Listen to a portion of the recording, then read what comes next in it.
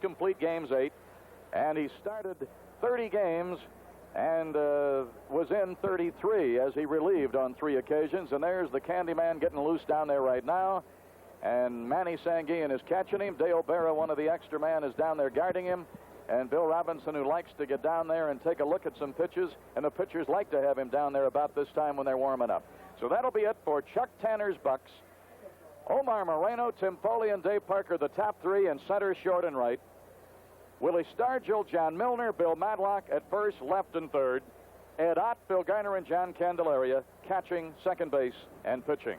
For Johnny McNamara's Reds, Dave Collins, who is one of the reasons they made it, because had he faltered and not filled in when Griffey had to have the knee surgery, would have been tough for them to have made it here. Joe Morgan will be at second. Dave Concepcion appears to be their nominee for most valuable. He'll be at short and bat third. George Foster, when he was healthy this year, continued to have his regular kind of year. He'll be in left tonight, and he'll bat cleanup. Johnny Bench came on strong, hit a lot of home runs late in the year. He'll be in the catching position, of course, and bat fifth. Ray Knight, another one of the keys to this club being here, because had he not filled in when Rose became a free agent, they'd have had some problems over there, but he didn't falter. He just had a great, consistent year. Dan Dreesen will be at first. He will bat seventh. The 8-hitter, Hector Cruz in center, and Tom Seaver on the mound. He won 16. He is the pitcher I'm sure that the Reds wanted, and it worked out that way to be in the opening game. It's just worked out so that Candelaria could pitch in this game only after he came to Chuck Tanner yesterday when we were fogged in at the airport in Pittsburgh and said, "It's my turn. I want the ball. This club is ready." And now the introduction of the players and starting lineups down on the field. Shortstop, number 10, Tim Foley.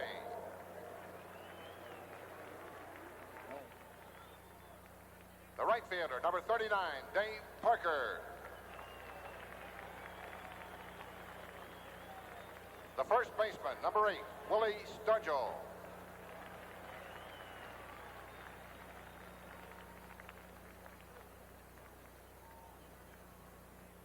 The left fielder, number 34, John Milner.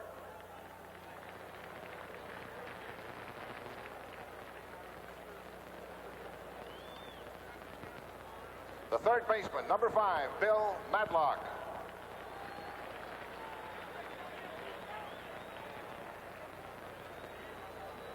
The catcher, number 14, Ed Ott.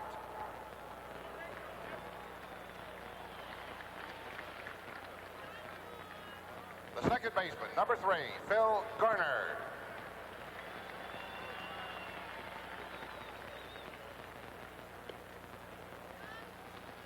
The pitcher in the bullpen, number 45, John Candelaria.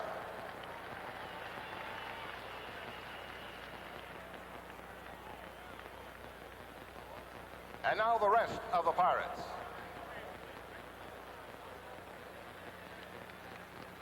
In the bullpen, Dale Berra.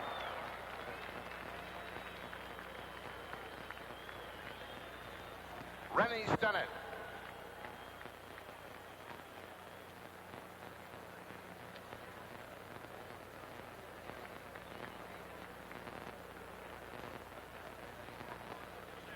Enrique Romo.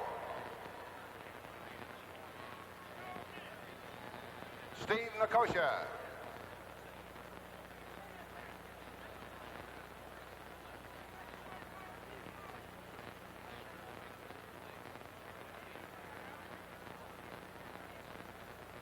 Lee Lacy.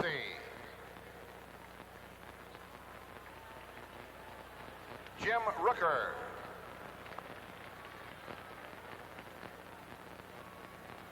Bert Blyleven.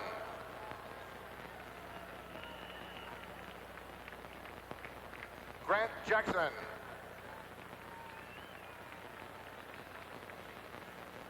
Mike Easler.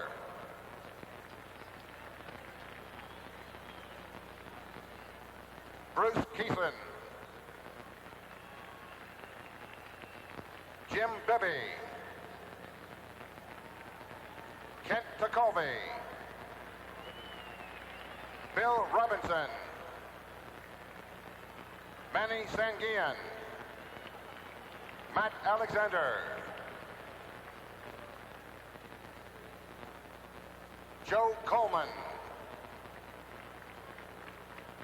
Don Robinson.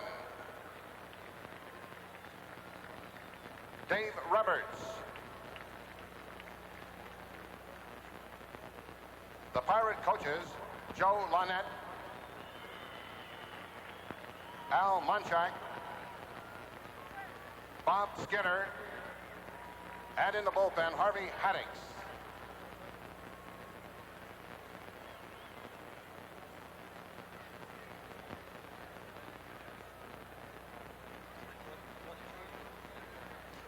The trainer, Tony Barterom.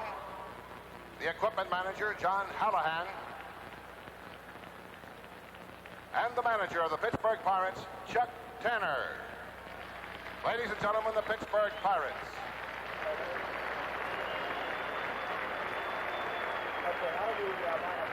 And now the Western Division champion, Cincinnati Reds.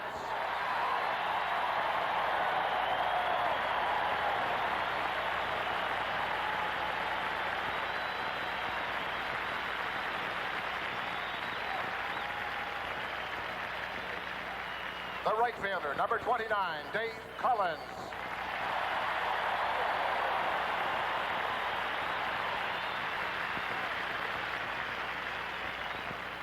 The second baseman, number 8, Joe Morgan.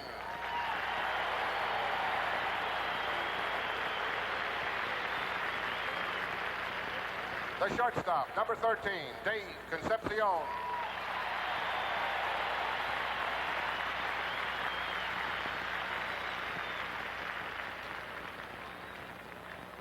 The left fielder, number 15, George Foster.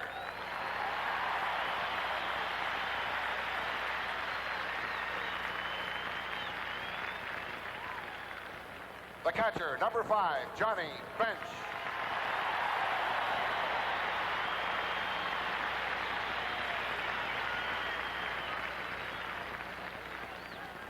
The third baseman, number 25, Ray Knight.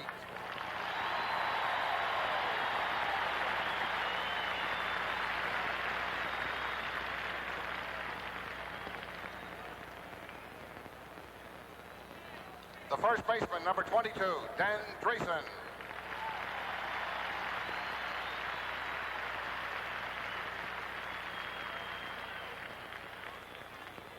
The center fielder, number 7, Hector Cruz.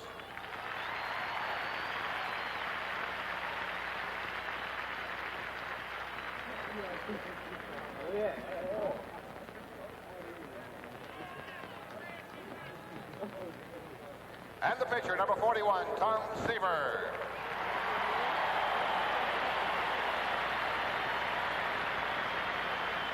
Tom's in the dugout.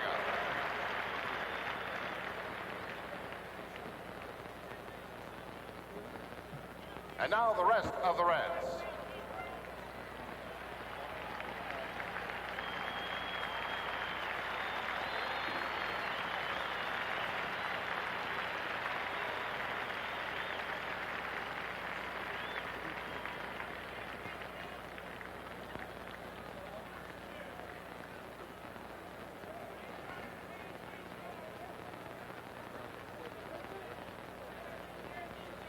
Vic Corral.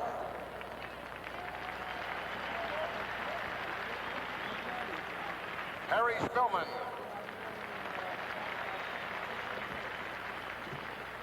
Cesar Geronimo.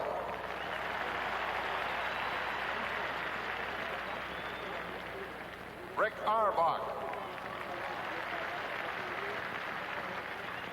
Junior Kennedy. Sam Mejias. Fred Norman. Paul Blair. Frank Pastore. Mario Soto. Dave Tomlin. Doug Bear. Bill Bonham.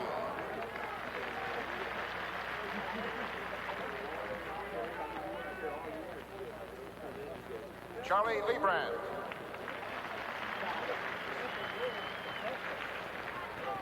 Manny Sarmiento.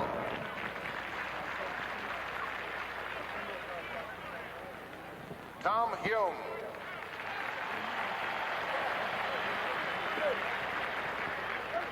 Mike Lacoste.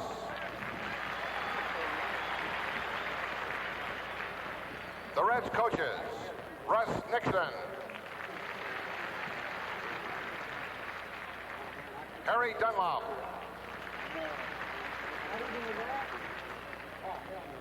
Bill Fisher.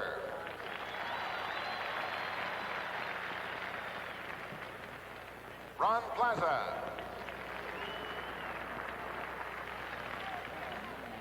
Trainer Larry Starr. Equipment manager Bernie Stowe. And the manager of the Cincinnati Reds, John McNamara. There they are, ladies and gentlemen, your National League Western Division champions, the Cincinnati Reds.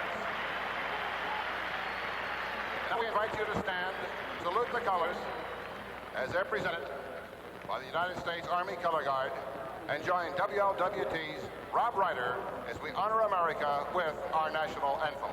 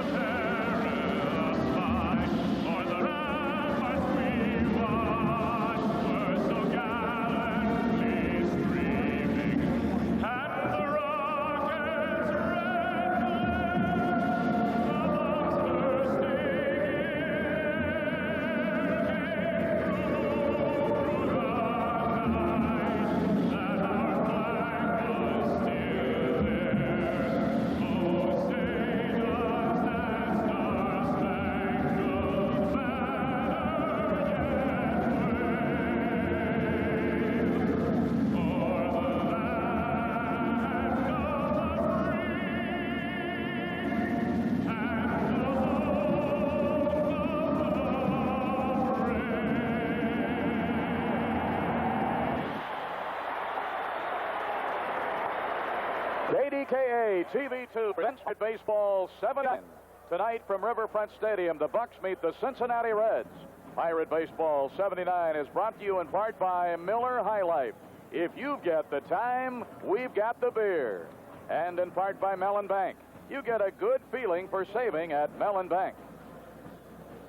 Messages promoting attendance at Pirate games are paid for by the Pittsburgh Athletic Company, Incorporated. And during tonight's playoff game, we'll have 3 Giant Eagle home run sweepstakes innings. The jackpot is now $100, so I know you want to stay with us for all the home run sweepstakes excitement. The Kentucky band that really presented a wonderful show here tonight is leaving the field. The Reds will be taking the field in a moment and will reset the stage for this championship game between the National League Eastern Bucs and the National League Western Reds. We'll be back with it right after this message.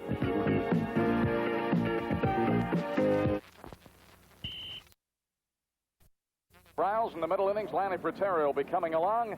Nellie, as we go to this ball game here tonight with Seaver against Candelaria, this is the 4th time these two teams have met in championship play.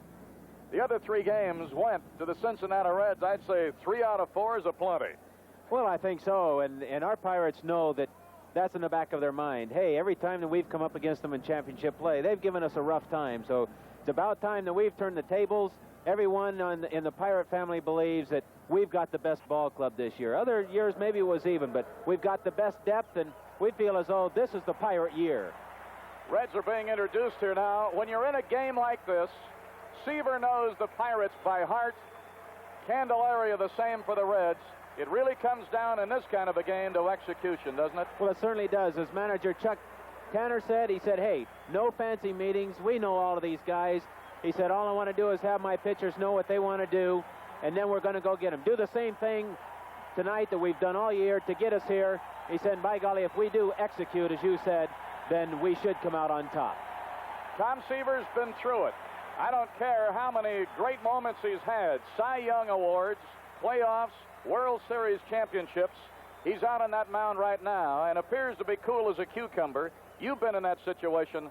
Even though it's all part of his past in similar situations, there's still, until it starts, a butterfly or two. As batting order, Moreno will be leading it off and playing center field for the Pittsburgh Pirates. Tim Foley will be at short, and he'll bat second.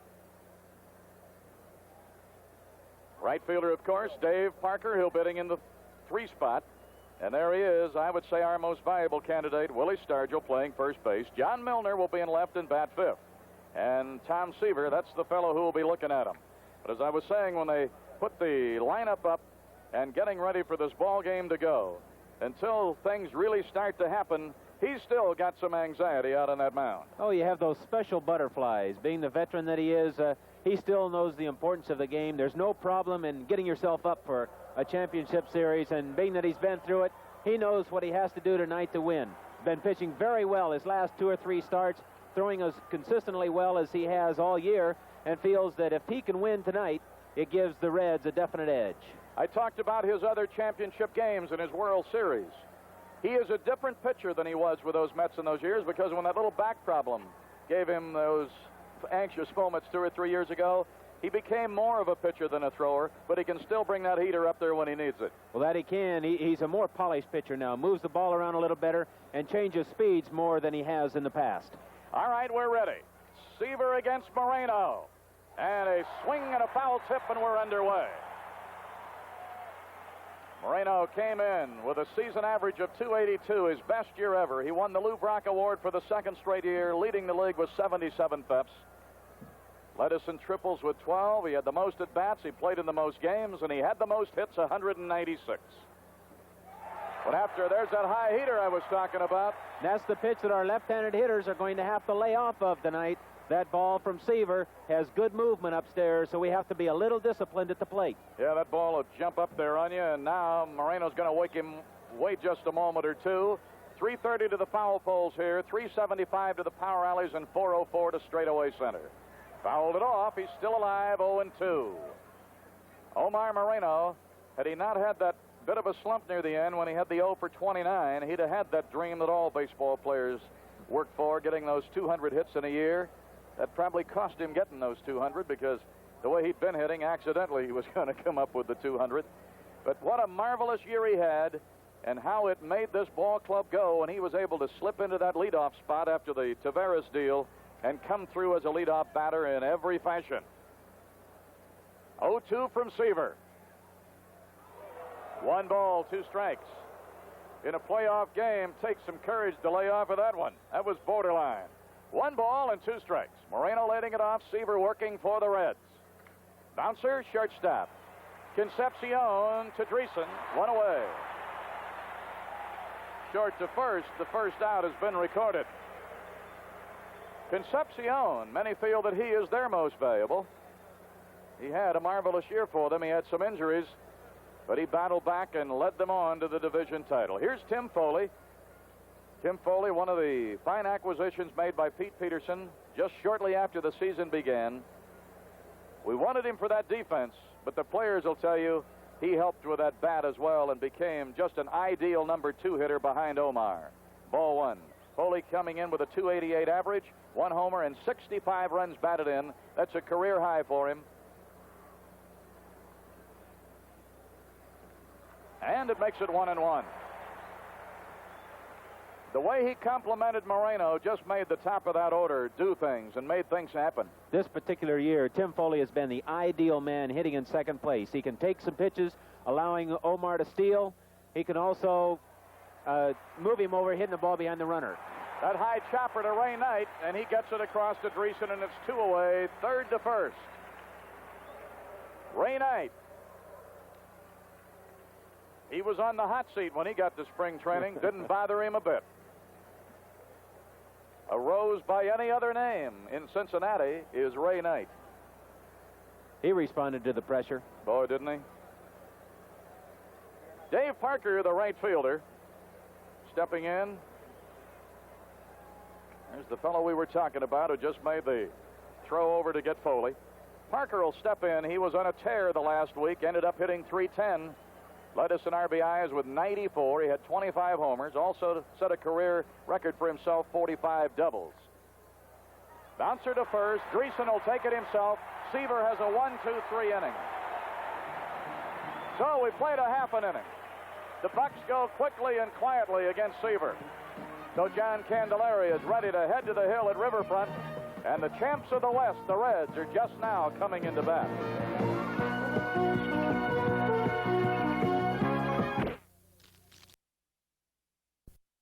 Winning his pitcher, and here's his right fielder, Dave Parker, 39, in right field. Cobra playing in front of the home folks. Omar Moreno, 18, in center. 34, John Milner, in right field. Tim Foley's the shortstop, number 10. Bill Madlock, who really did things for this club, number 5, playing at third.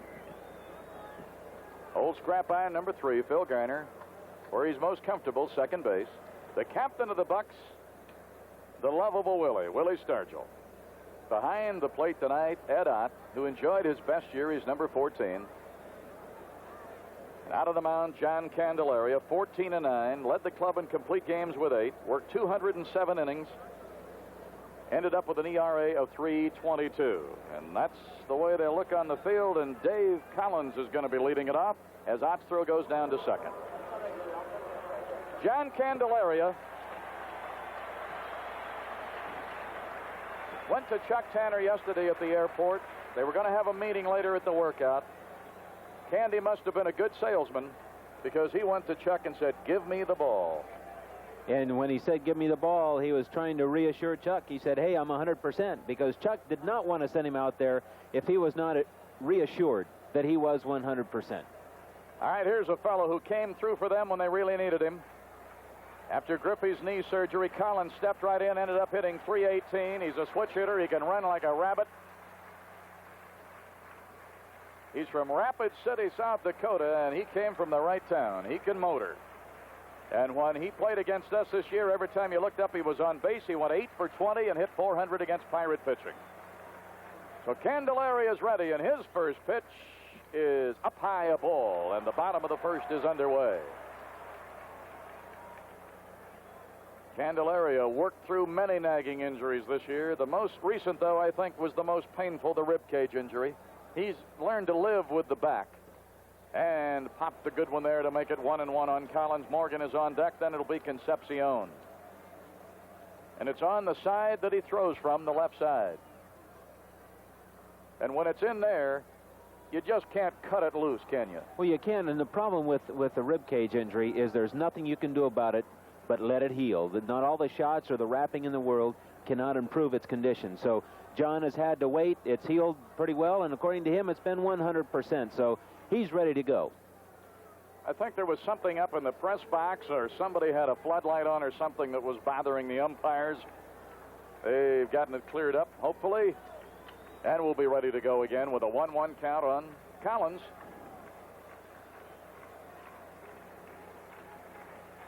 Dave Collins with a 1-1 and loops a liner. Caught! Leaping Garner going toward shallow right. That ball died just enough for Scraps to get back and make the play. Good move. I think the last 4 or 5 weeks, Garner has played the best second base I've seen him play. That's the 110% effort going down the stretch that you need from everyone, and Phil certainly provided that kind of leadership on the field. There was nothing that he was not going to try and get. Here's Joe Morgan. For him, had an off year, but he's a little battler, and he knows what it means when you get in these championship games. He ended up hitting only .250, 9 homers and 32 runs batted in. First pitch is a ball. He walks a lot. He always has. He walked 93 times this year, so even though he's having an off year, they respected him. He led them in stolen bases with 28. 1 away and nobody on. 2 balls, no strikes to Morgan. Concepcion will be next. We started off in good shape with these Reds this year, but ended up really taking some lumps. 4 and 8, including 3 and 3 here at Riverfront. Had a good rip, but fouled it back, and it's 2-1. This is the 11th year of the League Championship Series. The Western Division Club has won 7 of the 10, including the last 5. The Pirates would sure like to put an about face on that stat. Here's the 2-1. Another good cut, although it looked like he really didn't stay with it. Looked like he took one hand off on that one. John dropped down a little bit, ran the ball up and in on Joe, trying to establish that fastball early and then go to the breaking ball when he's ahead. Tomorrow, of course, the American League.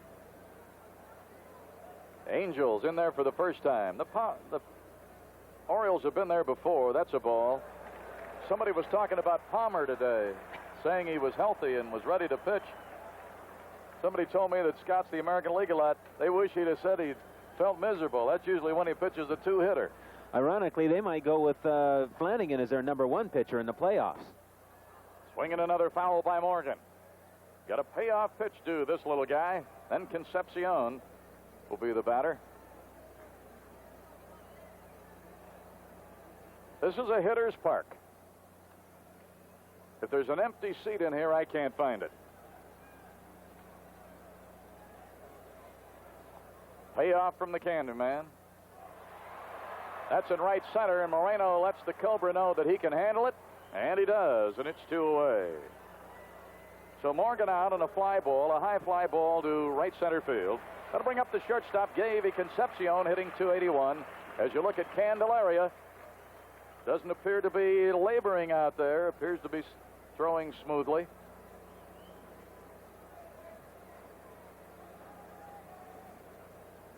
Chuck Tanner has said about him so many times that when he's healthy and if it's a big game, there's nobody out there that he wants more.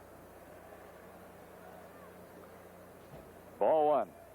With his 281 average, Concepcion had 16 homers and 84 runs batted in.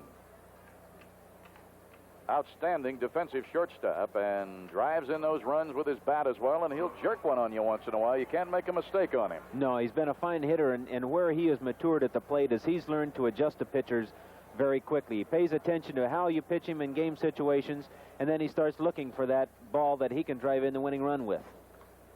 Fouled off as the native of Venezuela. As you've seen Tony Perez move along to Montreal and Rose be traded, you've also seen him come into his own now as one of the senior members of this club. He's become the guts of the club, playing a key position and also making key plays for them. Foley should get him, and he does. Short to first, so both pitchers have a 3-up, 3-down first. We played through an inning. Final Hamilton and Nellie Briles, and later on Lanny will be over. Hoping you're ready for a big, exciting game in a series as the Bucs battle the Reds. And after 1 inning here tonight, Pirates nothing, Reds nothing.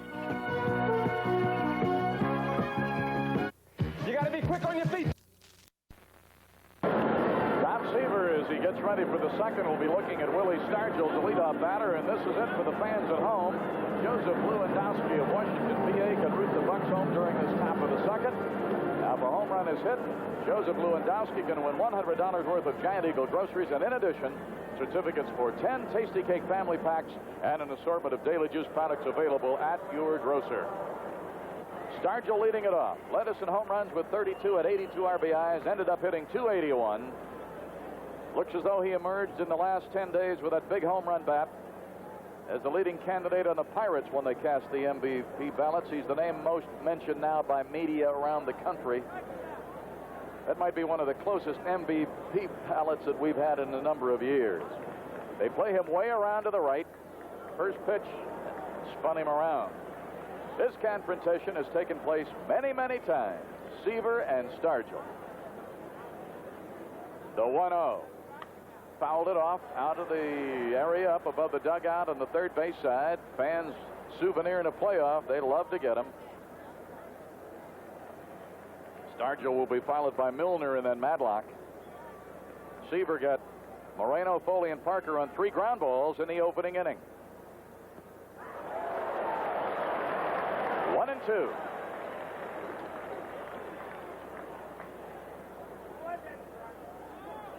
So Seaver coming over from the Mets in a controversial trade and then helped lead them in here to this game tonight. High foul out of play again.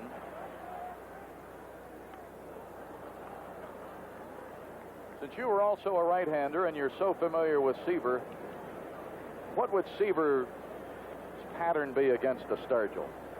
Well, Tom basically likes to establish that fastball. He ends up striking him out, and that is the first strikeout in the game. On either side, Stargell goes down swinging. Now, I might add that once you establish the fastball, then you can change speeds, which he did right there, and that's what he's going to try to do, especially against our left-handed hitters. Left fielder John Milner batting in the 5 spot. Milner hitting .276, 16 homers, 60 RBIs. Opened up with a lollipop that time. They're establishing just the opposite. He knows that Milner and other players on the bench are watching him establish that fastball at first pitch, and he says, no, you don't. Going to change it a little bit. So he comes back with a bullet, and it's popped up. Bench came down, but Dreesen's going to yell him off. Dreesen had a better look coming down. He was looking right at it. So Milner has popped up to the first baseman, Danny Dreesen. That'll bring up Bill Madlock, the third baseman. You know, they made a lot in some of the scouting reports here about Foster having so much of an edge. And I suppose if you put it a one-on-one, then you do. But a lot of people don't realize that as we platooned Milner and Robinson, they ended up with 40 home runs and 135 RBIs. That's not bad out of left field.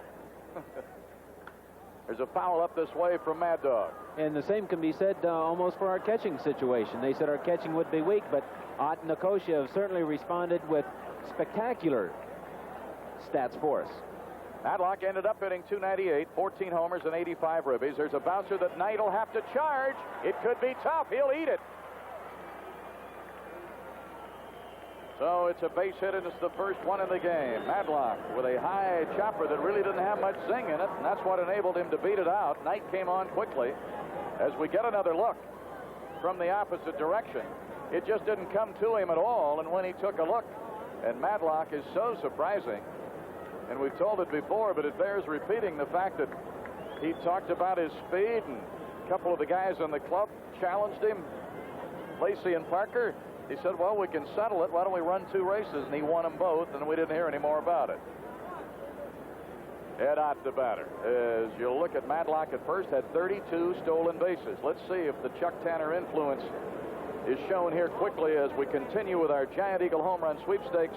Joseph Lewandowski of Washington, PA, the contestant at home. Ed Ott, 273, 7 homers, 51 runs batted in. Not running, and a ball to Ed Ott. Boy, you talk about concentration. He's checking everything. He's checking the position of his players. He's checking his sign. Now he's locked into where he wants to throw this pitch. There goes Mad Dog. Bench will throw down and will not get him. The ball bounced, and I'm not sure a good show gets him. He really stole that one on Seaver. He's so good at stealing a base. It's not that he gets such a big lead, but he gets an excellent jump, beats the throw to the bag, I believe, makes that headlong dive in, and Conception really never had that good a chance to tag him. The ball been down around the bag. The way it looks here, it might have even hit Madlock instead of going into Concepcion's glove, so it's a stolen base. So, even with the 2 outs, Chuck Tanner goes right along with his pattern, makes something happen, and he knows what a good base runner Madlock has become for him. And so now Ed Ott with a 2-ball, no strike count, chance to get us on the board. An infield hit by Madlock, a stolen base, puts him in scoring position. Yeah, he can still bring it when he reaches back for it. He certainly can, and a good thing that Madlock was allowed to get a good jump because Seaver is slow going toward home plate. Bench has to hustle his throw, which is probably why here the throw was low and in the dirt. He had to get out of the chute too quickly.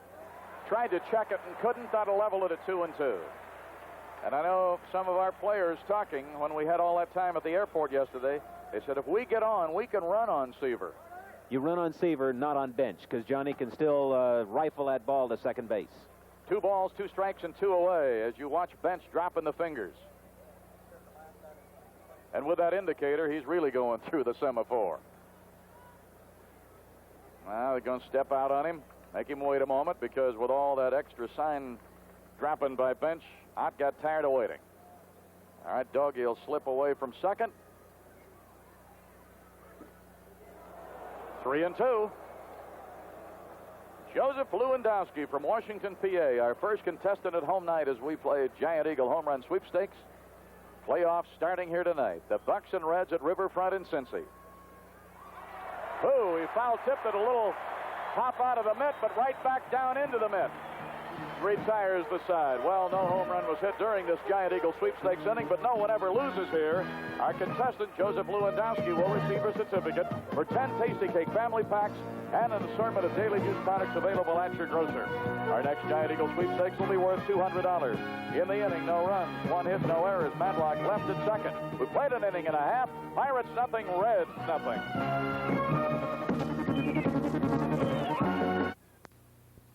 With feet at 11:01:30 and 11:10 with 10 seconds of black between.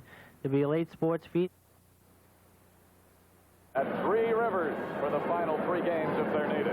We'll have George Foster, Johnny Bench, and Ray Knight going against the Candyman here in the second inning. I want to remind you as we wait for Big Jan to get ready that this copyrighted telecast is authorized under television rights granted by the Pirates solely for the entertainment of our audience. And any publication, reproduction, or other use of the pictures, descriptions, or accounts of this game without the express written consent of the Pirates is prohibited. Left fielder and cleanup batter George Foster will be stepping in. Foster ended up hitting .302. He missed 40 of their games. Still a respectable 30 homers and 98 runs batted in.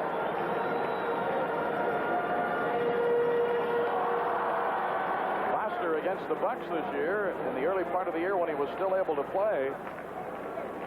Of course, we didn't see him after he came back and was able because we were finished with him back the latter part of July. But he ended up with only 3 for 18 against us and only 1 home run. That is a strength. But Milo, that shows you just how good a superstar of George Foster's caliber is. He misses 40 games of the season and still can come up with those kind of statistics. Ben's one in on him, too close. 1 ball, 1 strike. So 3 right-hand batters ready to go against the left-hand slants of Candelaria here in the second. Foster will be followed by Bench and then Knight. 1-1. Bouncer short. Big hop Foley and on to Stargell, and they got him. It's 1 away. Short to first on the ground ball, and that'll bring up Johnny Bench. Tim Foley's right there. Good, steady shortstop. That was the main reason they wanted him, but boy, he made some dazzling plays as well as just the routine day after day. And that is where he surprised everybody defensively. He still showed that he could go over second base or in the hole and come up with that long, strong throw, nailing any fast runner. Bench, 276 for the year, 22 homers, hit the most of those in the last half, ended up with 80 RBIs. The first half of the season, the Bucs did well with Bench. The second half, he hurt us. 3 of his home runs were against the Pirates. Foul way down the left side. That'll make it 1-1 to the Cincinnati backstop.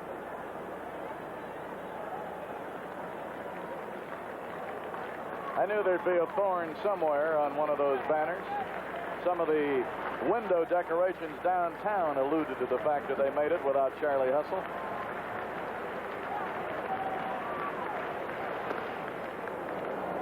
One ball and 2 strikes. Against those big guys like Bench, he likes to work that outside corner. Get that fastball tailing away from him and then break that curveball or slider down into their feet. 1-2 from Candy. There's a drive out into deep left center. Moreno back, and it's off the wall. It's going to bounce back in toward the center field area. Bench is going to go to third. Foley's throw in to Stargell by the mound, and Bench has tripled. Moreno did not play that ball well, because when it bounced back from him, he could not retrace his steps. And Milner then had to go get it as it bounced back, and you'll see it again here. The power of Johnny Bench is very evident here as he gets a ball up and away from him and actually pulls it over the head of Omar Moreno. Omar got caught in between, not being able to go to the wall or play it off the wall. Milner comes over and picks it up, but by the time we do and get the ball in, Bench is on third base with a 1-out triple. Oddity of that is, Nellie Bryles, that Bench didn't have a triple all year and gets one his first time up in a championship series game. Wouldn't you know it? Ray Knight Ended up as their leading hitter at 318. Wow, look out, almost took Johnny Bench with him. Knight with his 318 average, 10 homers and 79 runs batted in. And there it is on that foul ball again. Look at Johnny doing the old buck and wing right there, wasn't he? He hasn't got up that high in a long time. Knight was a tough out for Pirate pitchers. He hit 341 against us. In the 12 games, he had 15 hits.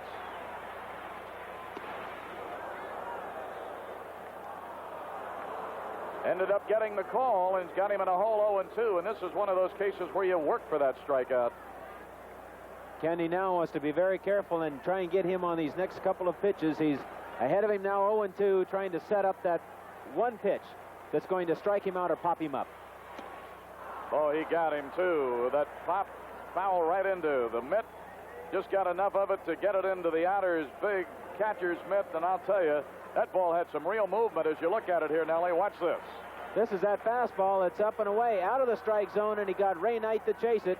That was a good 0-2 pitch by Candelaria, demonstrating good concentration early. And there he is, the man they named him after Chuck's Bucs, Chuck Tanner. And I hope that his mom is feeling better up in Newcastle as she watches tonight. She's been under the weather the last week or 10 days. Here's Danny Dreesen. 0-1. Dreesen is hitting .250, 18 homers and 75 runs batted in. 2 of his homers this year were against the Pirates.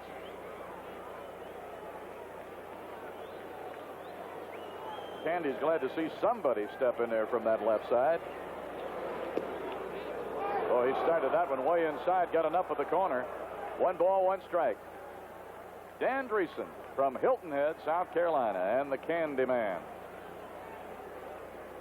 Taking that big deep breath and letting it out. Bench at third with 2 away. Oh, good action by Ed Ott. Boy, it was. It didn't look like the ball was going to break that far as Ed Ott moved outside, but then it broke further than everyone thought, and Ed made a nice glove save. Our catchers ought to be sky high for this. They've been belittled and underrated coming into this. I think our catchers have done a good job this year. Here's the 2-1. That'll make it 2-2. In spring training, our question mark was catching because you didn't know if Ott's shoulder was going to come back. It bothered him all last year, had trouble throwing people out. Nicosia, sure, he had a big year in AAA, but until you do it in the big leagues, you're still a question mark. You don't step out of that AAA league into the big league. Hey, that really ran in and chased him back, hit the bat, and it's still 2-2.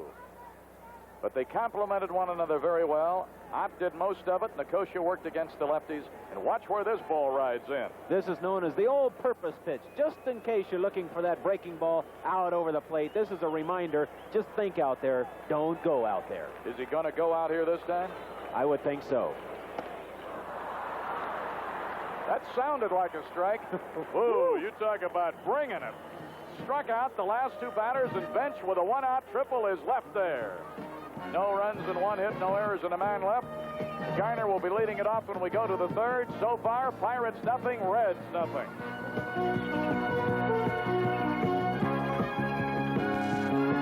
A 14-game hitting streak went 21 for 50. That's 420. That was from the 19th of September on to the last game. And he hit very well against the Reds. 382 this year with 1 homer against them. And now Scraps as he is ready to step in. And there's a full moon. I don't know the Reds clubhouse that well, but I'd say the way our club reacts, full moon would favor our team. There's a little guy, huh? That's right. Bring him right out to the playoffs. Let him get that atmosphere. Scraps ended up hitting .293. Ball 1 at 11 homers and 59 runs batted in. Batting in the 8th spot, Candelaria will be next, then up to the top with Omar Moreno. Seaver working for Cincy. 2 balls and no strikes. They are playing Garner as an off-field hitter in center and in right. The left fielder is moved way over into left center. Anytime a defense overshifts like that one way, that means the pitcher is going to pitch him one particular way. And Scraps went right with him. That ball's going to be gone. A home run to the opposite side, and Scraps hasn't touched ground yet. He's sailing around those bases. Well, I got a feeling that when he saw that alignment with that outfield, Nelson Briles, figuring, well, I'm going to see a lot of stuff away, it's almost as if he guessed and got the pitch he was looking for, because he really nailed it to the opposite side. Who says the little man doesn't have big power? He gets a pitch that he likes. The ball is about belt high out over the plate, and Phil just made up his mind he's going that way, and boy, he showed surprising power. That ball went out of here easily. Oh, into the opposite side, it was a line drive, and it cleared the barrier with room to spare, and the Candyman takes a strike. So the Bucs are on the board on a home run by Garner. Candelaria had 9 hits this year, 4 of them doubles, 6 RBIs. He's gone no here quickly, and that is the 3rd strikeout for Tom Seaver.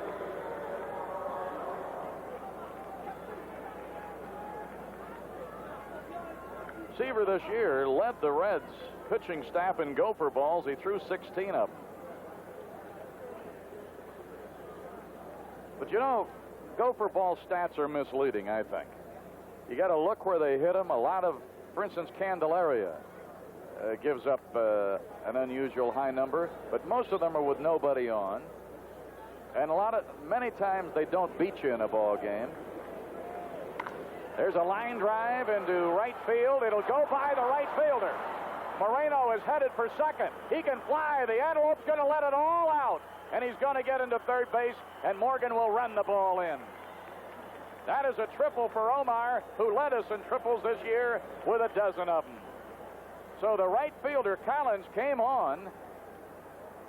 I have to question his coming on that ball a little bit, because he never had a chance to catch it, and on this surface, it just scooted right by him. And we can see that there's a lot of water still on that field, and when Collins committed himself, boy, he really got handcuffed with that ball. He had to lay back on that ball, concede the single, and just go ahead and play it into second base. But, boy, there wasn't a chance for him on that ball. He can get killed doing that. Oh, I tell you.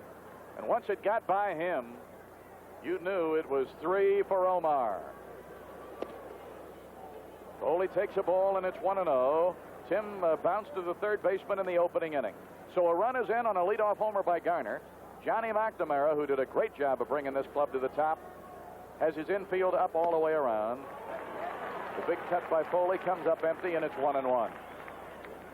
Tim closed out the season by hitting safely in 16 of his last 18 games. Highest batting average, most RBIs he's ever had in a season. Fly ball, right field. That should be deep enough to get him home.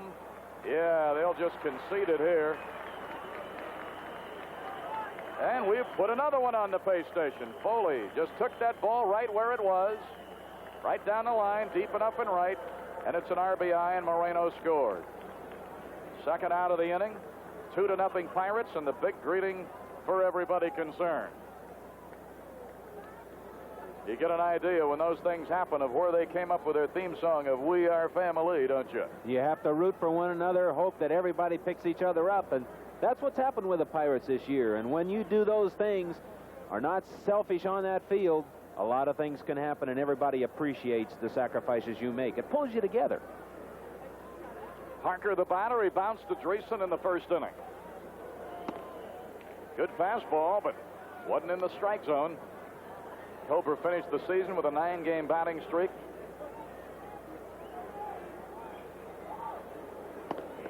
Had a big rip.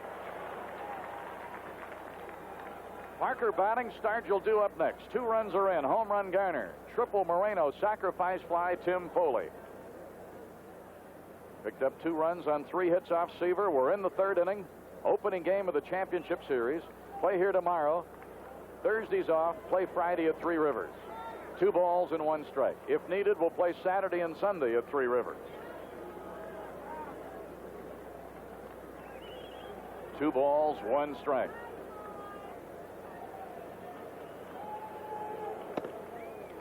Took some of the numbers off. 3-1. You get it in there, it's almost got to be a ball, or he'll hide it somewhere. Well, Davis moved off that plate just a little bit and has opened his hips more. He can now cover that inside pitch better now than before. Fouled off 3-2. And when he went on the tear at the end of the year, I didn't chart it, but just off the top of my head, I got to say 65 or 70% of his hits were to left and left center. Became a little more selective, Milo, getting better pitches to hit. And when he does that, he's a tough man to get out. Payoff is fouled way up to the left side. He put one in orbit here. Boy, did he ever. And he loves to do it in this park because this is in front of the home folks. All right, another payoff is due from Tom Terrific. I guess that probably looked too good to take and not good enough to really have the good swing, so he just spoiled it, and there's Captain Willie on deck. For a big guy, Parker has the good bat control, doesn't he? Good bat control and lately a better knowledge of the strike zone. All right, another payoff.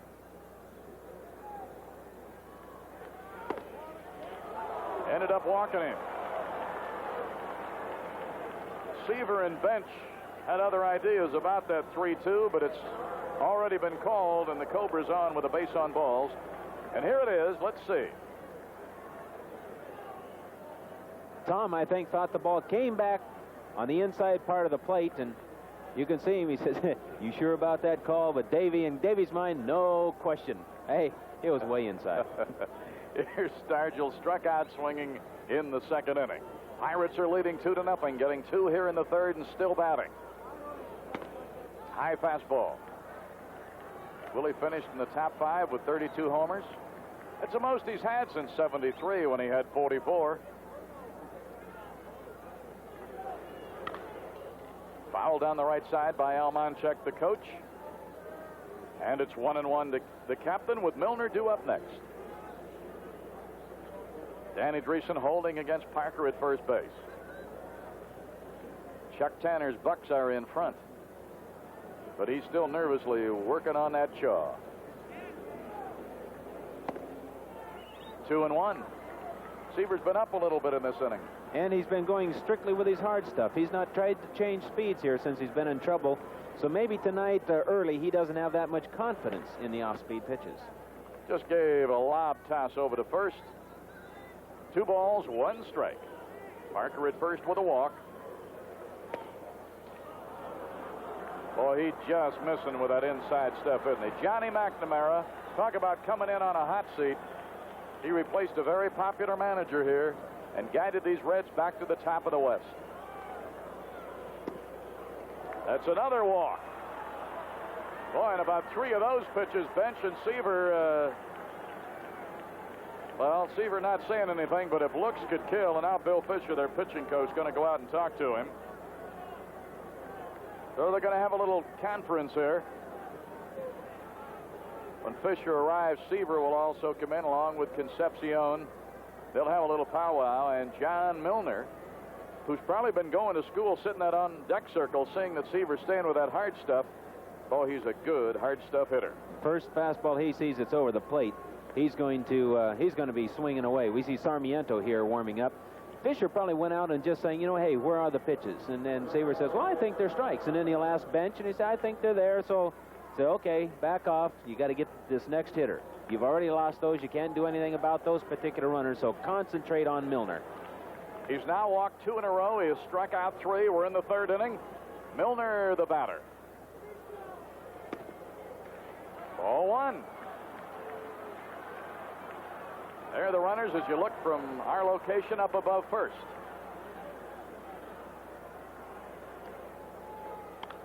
Ooh. Boy, he just missed. Got under it a little too much. Morgan out into shallow center makes the play. What a rip he had. If he'd have hit that ball in the nose, it might have taken a row of seats out in the right field pavilion. But he just got under it too much.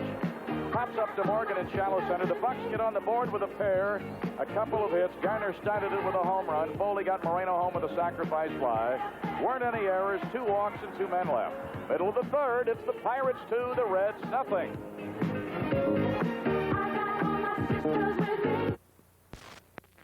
the 1980 World Series and playoffs, then you should consider becoming a Pirate season ticket holder. The Pirates offer many different types of plans, such as full season, night games only, Sunday games only, and a new general admission season ticket that's so reasonable anyone can afford it. Call 323-5080 for further information. That's 323-5080.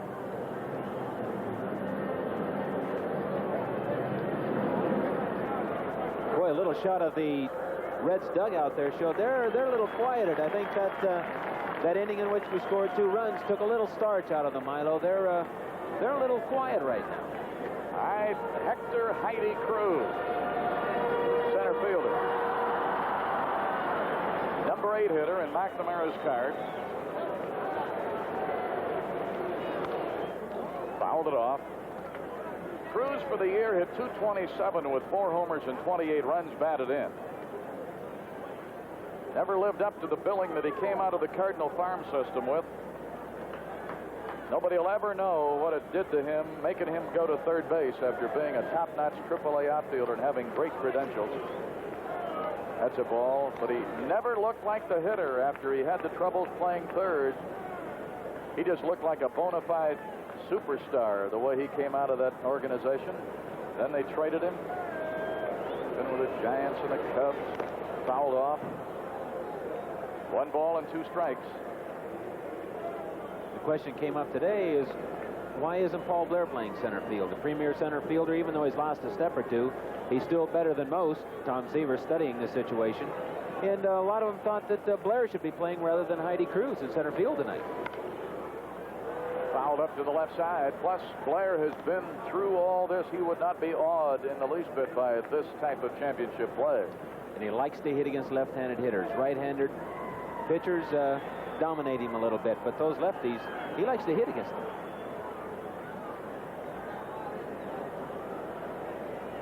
One and 2. Right field, Parker will be right there. Came in 10, 12 steps. A little toward right center, and it's 1 away.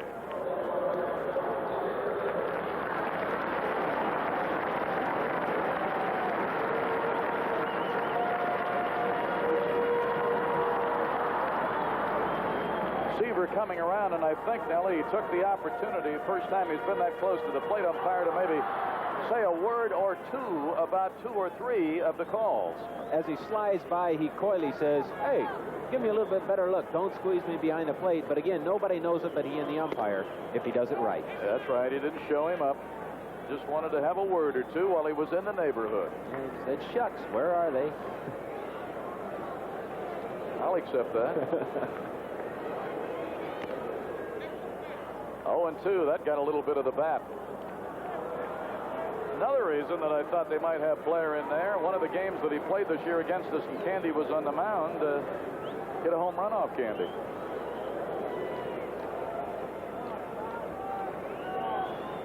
And 0-2 as he faces his mound opponent, and that'll do it.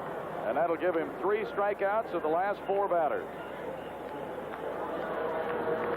So Seaver is gone, makes it 2 away. And let's see here. I think that ball had some real movement on it. That was an excellent sinker, Milo. Right down and right on the corner. Excellent pitch, and he's demonstrating the fact that he has good pop and that he is physically 100% tonight. Well, you don't let it out like he has in the first 3 innings here if you've got something holding you back. He's just simply airing it out, and the velocity, I think, it looks to me as though it's right where it is when he's pitching well. Gets out in front here on Collins with a strike. And he's had good control. Garner's going to have to hurry. This guy can run better than anybody on their club, and he'll beat it out.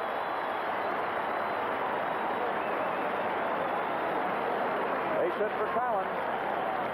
The minute it leaped over the mound, necessitating Garner making a play, Collins was not going to be caught. Well, that also was a good sinker down and over the plate that Collins got a little bit over the top of.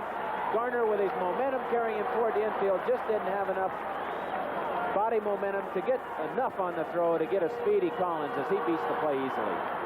Yeah, he just wasn't moving toward that ball to his right, Garner. He was really his speed. There's just no way to regroup and throw a ball back against the motion from where you're coming.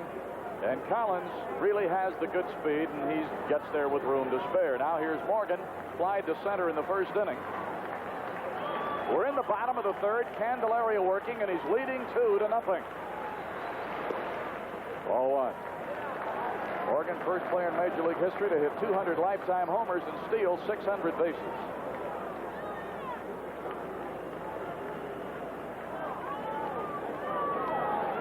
He give you that little chicken wing flap with that back elbow. Bouncer to second. Easy play for Straps. On to Stargell. That'll do it in the Cincinnati third. No runs. One hit, the infield hit by Collins. No errors, and Collins was left. We've played 3 innings, and the Bucs are out in front of the first game of the championship series. Pittsburgh Pirates 2, Cincinnati Reds 0. Innings are sponsored in part by Tasty Cake. Cakes, pies, and cookies, all the good things wrapped up in one. And in part by your local Pepsi-Cola bottlers, who invite you to have a Pepsi Day. Totals after 3, the Pirates 2 runs on 3 hits and no errors. The Reds no runs on 2 hits and no errors. RBIs, Garner a solo home run. His first home run in postseason play. And then the Foley sacrifice fly after a Moreno triple. So it's 2-0 Bucs. Tom Seaver, Nelly Bryos, a bit of control trouble in the third. Well, just missing that corner, and of course he thought he had a couple of the pitches, but Tom going mainly with his hard stuff here early, and especially when he got in trouble and got a couple of pitches up and over the plate, which hurt him. Ed Ott will follow Bill Madlock here in the 4th inning. Madlock with an infield single his first time up, swings in the first pitch of the 4th inning and pops to Morgan. 1 away in the Pirate 4th. That big weight that Ed Ott was swinging.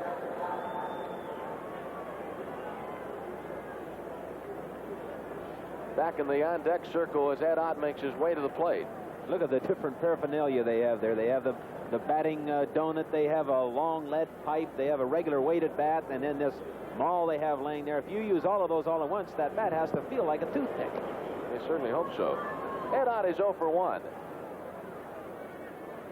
Batting with nobody on, 1 down. Pirates leading 2-0. We're in the top of the 4th. Game 1 of the National League Championship Series. Basically, they all felt the same to me, whether I lifted a pipe or whether I lifted a regular bat. Well, you talk. I mean, what about that hit you had when you? When was it? Back in '71. RBI, wasn't it? We all pick up an acorn once in a while. A little RBI single. You had your moment in the sunlight right there. 2 balls and a strike. Seaver.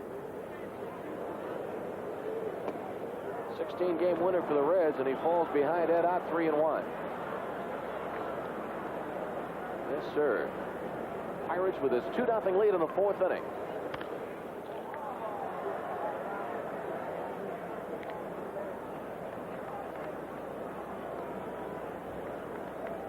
Here's the big guy, Tom Seaver.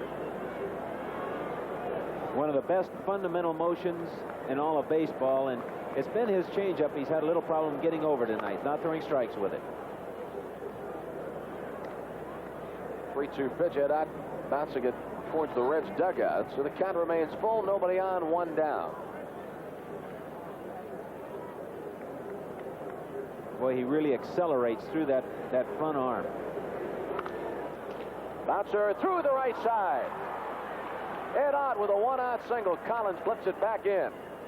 So on the payoff pitch, Otter gets it in between Dreesen and Morgan. Dan Dreesen with Ed Ott, Al Monchek, and first base umpire Ed Montague. That's the price you pay as a pitcher, and falling behind the hitter. Sooner or later, you have to give him a pretty good pitch to hit. Ed Ott just being patient at the plate, finally got that pitch and drove it right through the infield. Bill Garner had a home run, a leadoff homer in the 3rd, put us in front at the time 1-0. Bucs right now leading 2-0. Top of the 4th inning. Drive to center. Cruz has it 2 away. And Ott remains at first base. Bill Garner, both times up, has stung that ball right on the meat of the bat. Seems like he's really up, and he's ready for a game like this. Yeah, he's really fired up. It's a challenge for him, you know, and he loves challenges. Garner was 0 for 5 with the Oakland A's in the 75 playoffs against Boston. Candelaria, ground ball, Concepcion, going to go to first base and gets Candelaria. Woo! Looked like he purposely threw that ball on the artificial surface and let it skip off the carpet. So Candelaria grounds out. Fine play by Concepcion. Pirates in the fourth. No runs on one hit. The base hit by Ott. After 3.5, Pirates 2 and the Reds nothing.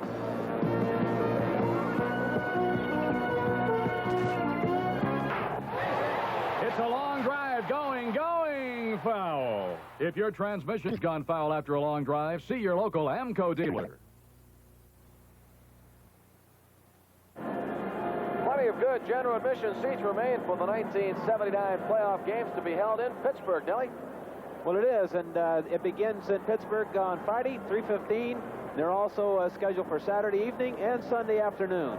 General admission tickets are only $4, and they're going fast, so we invite you to stop by the Pirate ticket office in Three River Stadium to pick up your tickets for the playoffs tomorrow. So this whole National League Championship Series, after we play the Reds in Game 2 tomorrow, it will move to Pittsburgh. Friday afternoon, Saturday night, Sunday afternoon. And what about it, Nellie? Now, would the Bucs be looking for a split here and then hoping to take 2 out of 3? What's the psychology there, would you say? Well, basically, that's very true, as Concepcion makes that fine play last inning, one hopping it to first base and just nailing Candelaria. Anytime that you're in a visiting ballpark and playing 2 games there, you'd like to get out of there with a split. Hopefully, if we win the first, then you can go for the second. We feel the advantage is ours going back home. At home cooking has done a lot of good for the Pirates, so we're looking for a split, but if we can tuck this one under tonight, getting a fine performance so far from John Candelaria, then we've got to be feeling mighty good about things. All right, and Concepcion, who made the fine play to close down the top of the Pirate fourth, will lead off the bottom of the fourth for Cincinnati. Concepcion is 0 for 1. Candelaria enjoying a 2-0 lead at this point. What about Candy? I thought the strikeouts of Knight and Dreesen indicated that John is physically sound. Very impressive. When he had to, he went to that good fastball of his. He has good movement on it tonight, and he just blew it by him. Ball's behind Concepcion, 2-0. Important inning for John. He needs to concentrate on getting this leading man out of the inning because they have the power and the meat of their order following Concepcion. 2-0 pitch. Base hit.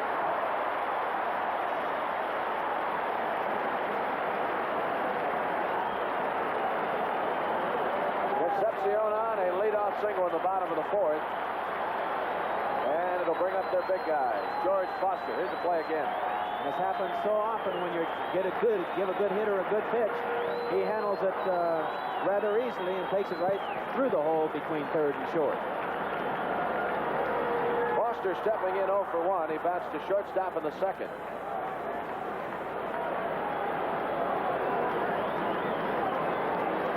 Pirates 2, Reds nothing. Bottom of the fourth inning.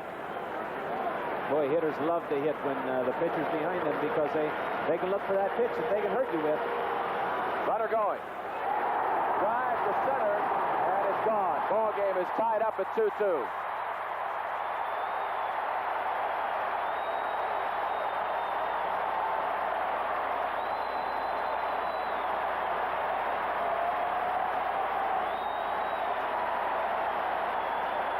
First pitch, George Foster, with Concepcion running.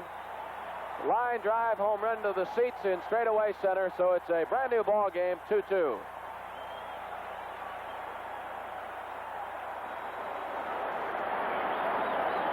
That has to breathe new life back into these Reds. I know they were down a little bit when we scored those 2 runs. We're going to see where this pitch is with George Foster. He hits it awfully well, and it's got to be where he likes it. Down and out over the plate. He extends clear through the ball, and my, did he give it quite a ride. Omar Moreno very frustratingly looks up as it disappears over the wall. Johnny Bench triple to left center field in the second.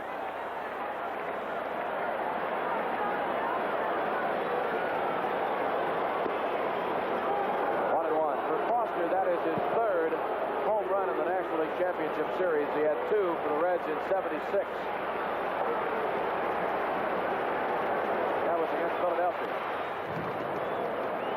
1 ball and 2 strikes on bench. Nobody on. 4th inning. Pirates and Reds are tied 2-2.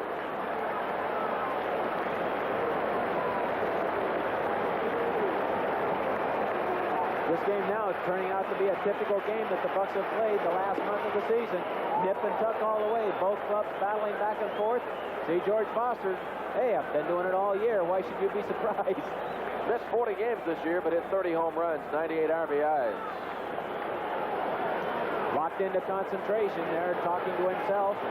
Hey, keep yourself in the game. Don't get carried away with the moment. Well, that was a great shot. A good look at what Foster going through mentally, preparing himself.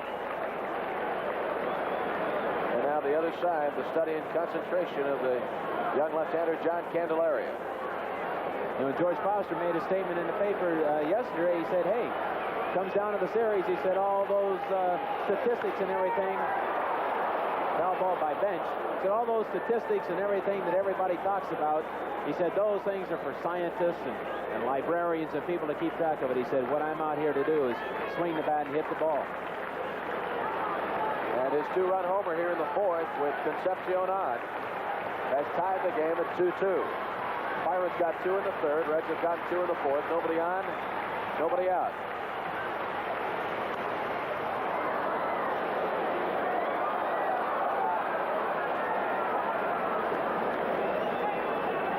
Chuck Tanner, 3rd year as skipper of the Pirates, and he has the club in the National League Championship playoffs.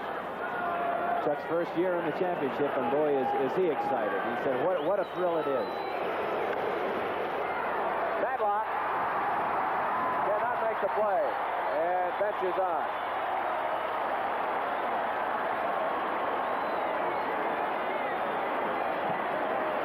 Scored an infield single.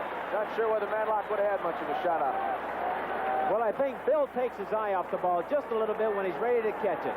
And it goes right off the end of the glove. I knew he thought he had it in his glove, but maybe just made that little preliminary move, getting set to throw the ball to first base, and it goes off the end of his glove. Yeah, right you are, Nellie.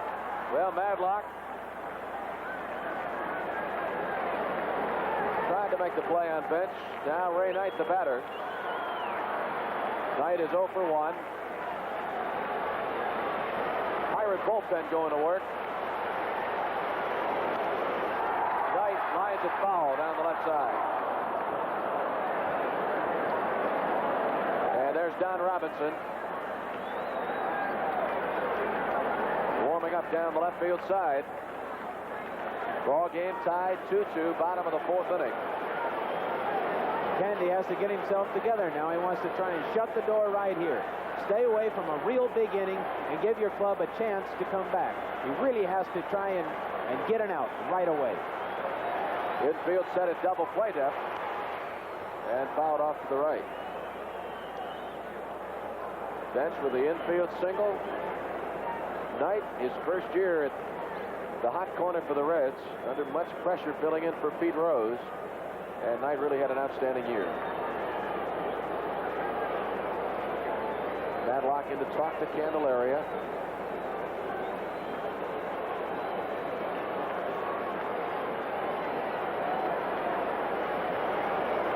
You know, for the first time, Ed Ott told me tonight, he said, I don't know how to call Candy's game until we get into it tonight.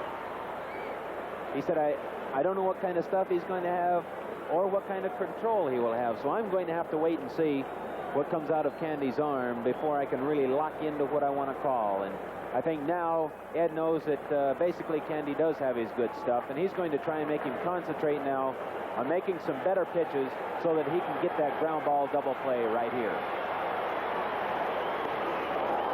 Just missed inside, 1-2. Candelaria, 70 major league victories in his career.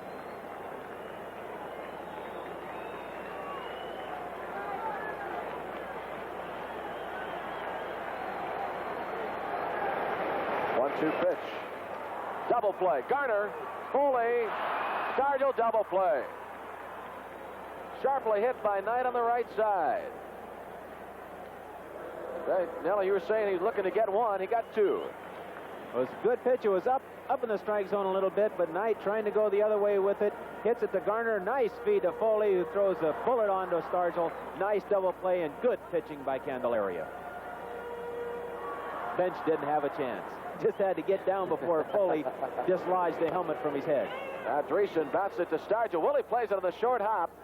He will tag Dreesen right in front of the first base bag, so the Reds are retired in the 4th inning.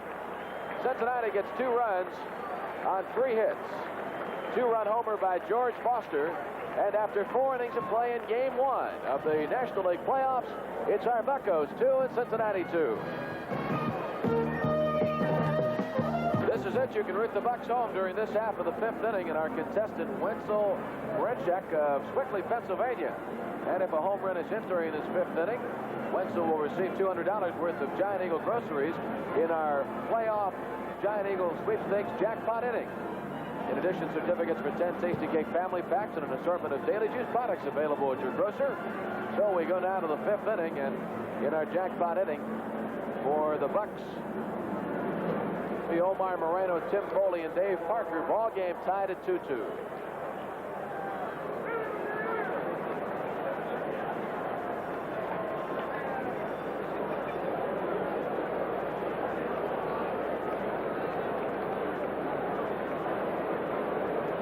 Ray Knight will play up at 3rd. Get a good look at that Cincinnati left side of the infield against Seaver, now facing Moreno. Omar 1 for 2 in the ball game. And a triple skipped by Collins and Wright in the 3rd, and Omar scored on the Foley sacrifice fly. George Foster left for the Reds.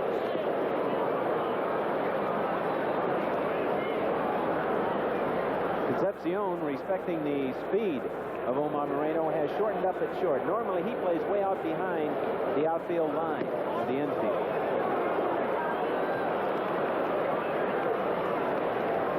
Omar off his best year in the big leagues, 282. Set another Pirate Club record, stolen bases 77. Facing Tom Seaver.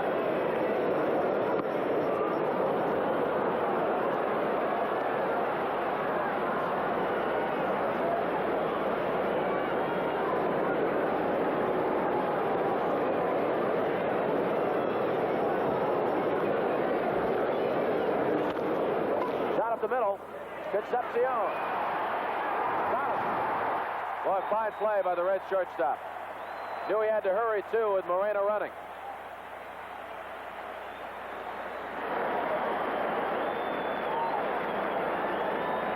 MVP candidate, Mr. Shortstop, as far as the National League is concerned. And he shows here why they tag him with that name. Over way behind the hole and still makes a fine throw. All-star shortstop, Davey Concepcion. All right, 1 away. Foley, first pitch, knocked down by Knight, but he'll have no play, and Foley's on. So Tim will get credit for an infield single. Knight tried to head it off on the left side, just knocked it down, dribbled away from him, and Foley gets his first hit of this championship series. 1 away, 5th inning, ball game tied 2-2.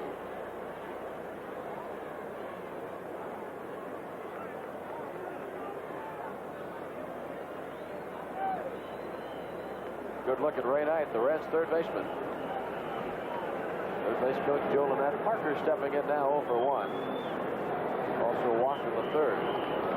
Dave with a lifetime batting average against Cincinnati at .346. Foley's on with 1 down.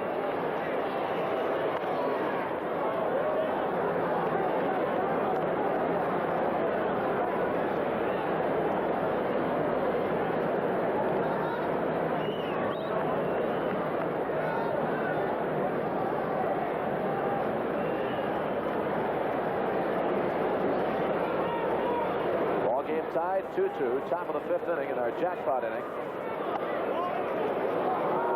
Wenzel Renchek of Swickley. Hope I'm pronouncing that right. Last name M-R-A-C-H-E-K.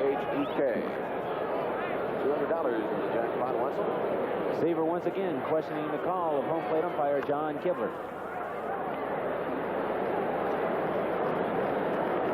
Kibler behind the plate. Ed Montague at first, Jerry Dale at second, Frank Foley at third, Dick Stello down the left side, and Jim Quick, the right field umpire. Tom Seaver. He would have had a part in this National League playoffs no matter what. Had it been Houston, Seaver probably would have worked some television. It's the 1-2 pitch. And foul down the left side on the play.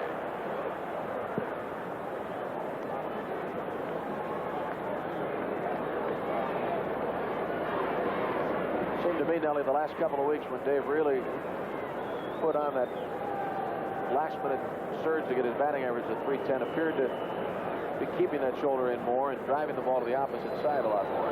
As we mentioned quite a bit lately, has become also more selective at the plate, making the pitchers throw him strikes for the most part. Seaver got the slider in, and Parker taps into the Reds dugout. 1 ball, 2 strikes.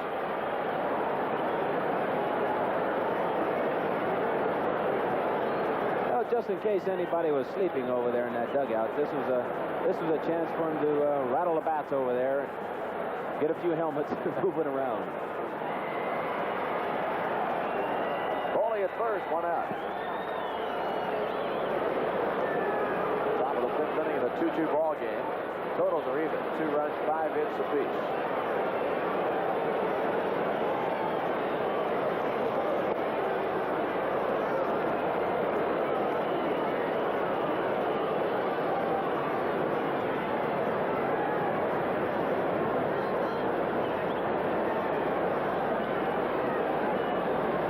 Game 2 tomorrow. Be a 3:15 start. Jim Bibby against Frank Pastore. Game 1 here tonight at Riverfront.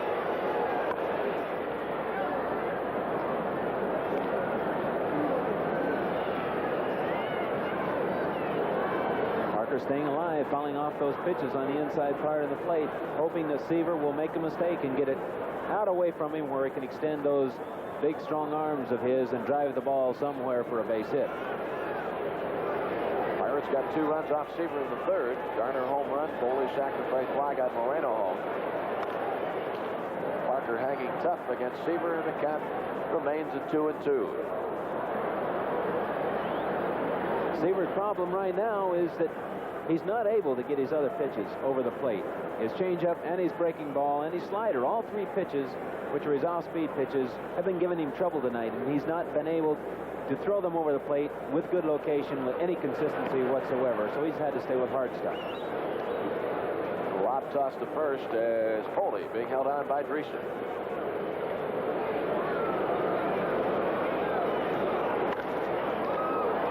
Shortstop Concepcion. Morgan in second, 1, double play.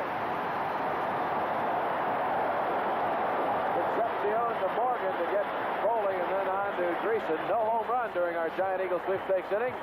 But for our contestant, Wenzel Morichek, he'll receive a certificate for 10 Tasty Cake family packs and an assortment of Daily Juice products available at your grocer. Our next Giant Eagle playoff sweepstakes inning will be worth $300. And after 4.5 at Riverfront in Game 1, Pirates 2 and the Reds 2.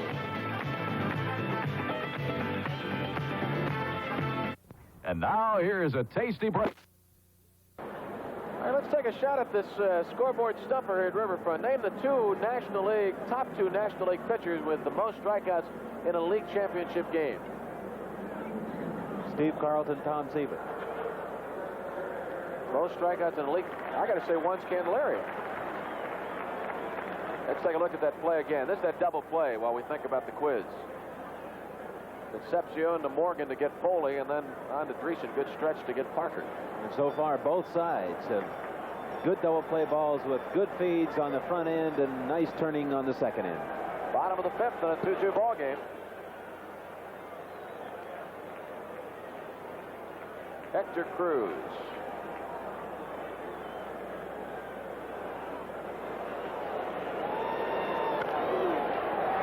Madlock pulls it down, throws him out. Good play by Bill Madlock.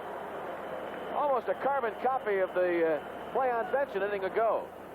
Except this time he stayed with it. He made sure he looked that ball right into his glove, makes a fine leaping stab, turns, sets himself right over the top, makes a fine strong throw to Willie Stargell, nailing him at the bag.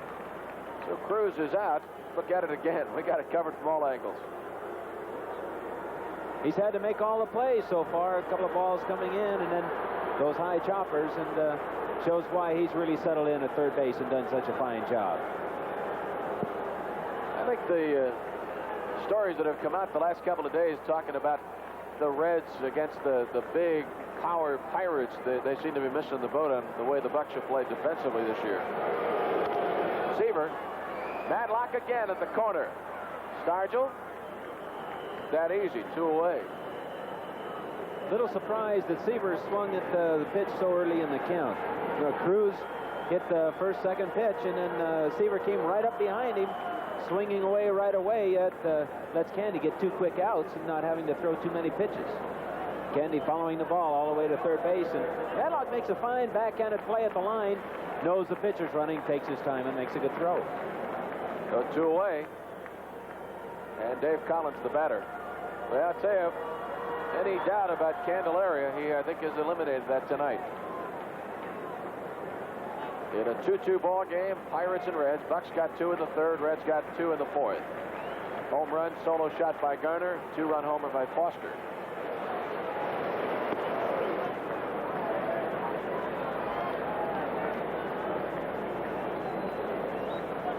We mentioned earlier in the telecast that Candy's not only throwing well, but he's had good control. As of yet, he's not walked the batter.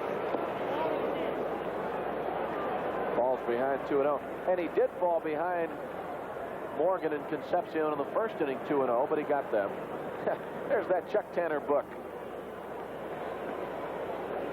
The whole season. Everything you want to know about the 79 season right there in that book. And he's still adding to it. We both saw that book before the game, and only Chuck Tanner can read it. It's written in English, but no one could decipher it but him. I'll tell you what, his art teacher in Newcastle, she could not have given him good marks. He is not a good artist. I saw some drawings that he has in that book. They're C or C minus, but he's got the info and he got the job done.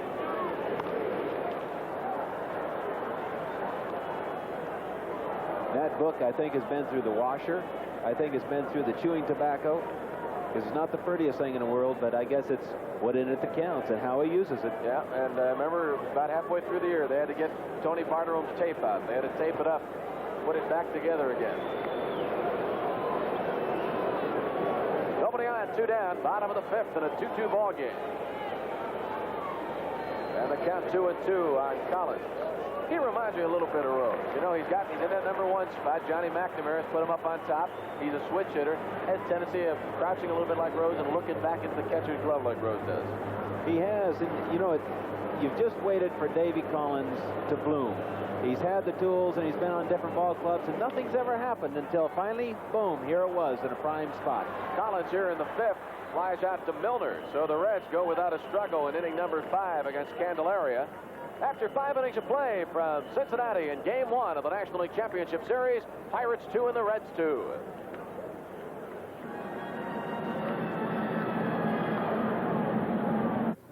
You know, trying to run a Major League. The last 2 months, you couldn't have written any more of a storybook finish than we had this year, and a lot of exciting baseball, and there's still quite a bit left. Look at the wives. Those are the Pirate wives down the left field line. Jeanette Foley, Babs Channer is up behind Jeanette there. Mary Robinson, Dolores Stargell, Anna Marie Keeson, they're all there waving their bat bandanas and their pom-poms as Stargell leads off the 6th and skies it on the left side. Concepcion calling for it, and he has it. Stargell down 1 away. Yeah, large contingent of wives made the trip over to root for the Bucs. 2-2 ball game, 6th inning. By the way, the answer to the baseball quiz tonight, the answers, Nellie got one of them right. Tom Seaver had 13 strikeouts in a playoff game, and John Candelaria was the other, had 14 strikeouts October 7th, 1975 over these Reds. Well, we split it. You got one, and I got the other. That's fair. All right. I'll buy breakfast, you buy lunch. That's the only reason I said Carlton, because I knew you'd have the other one, and I didn't want to take it all. I see. All right. Here's John Milner. Down a low ball. And by the way, the next time you talk to your good buddy Steve Carlton, make sure that you tell him thanks for the job that he did 12 strikeouts of the Expos on Sunday, and I understand from scouts who were there, it was a masterful pitching performance by Carlton over the Expos. Well, I'm sure we can all get a little collection together and send him a bottle of wine, being the wine connoisseur that he is. Right shot to right. Collins back. It is caught on the run. Boy, Milner tattooed it. Collins tracked it down.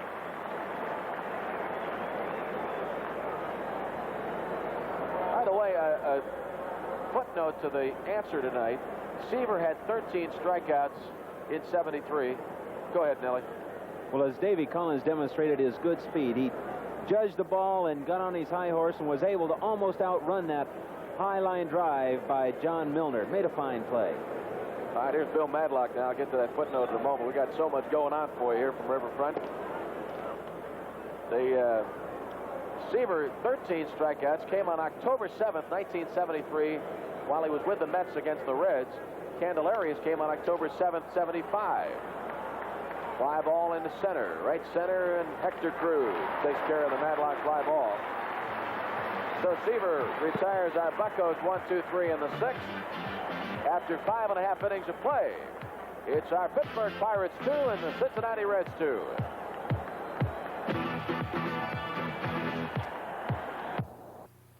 Hey, you Pirate fans, if you've enjoyed this great season, and I really know I have, especially Pirate baseball, you want to be part of the Buccos in 1980 for the season, and then you guarantee yourself seats for the 1980 World Series and the playoffs, then you should consider becoming a Pirate season ticket holder. And you know, Nellie, the Pirates offer many different types of plans, such as full season.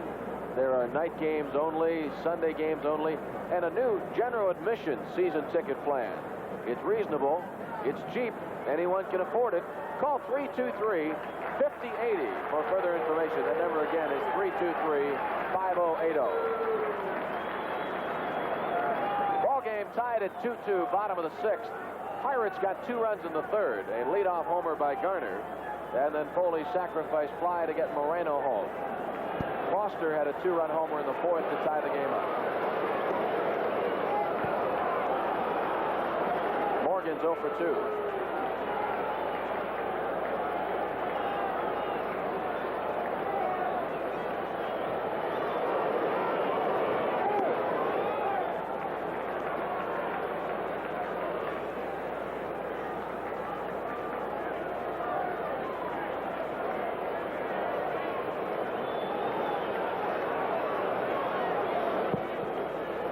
Candelaria's gone all the way for the Bucs, and Seaver for the Reds.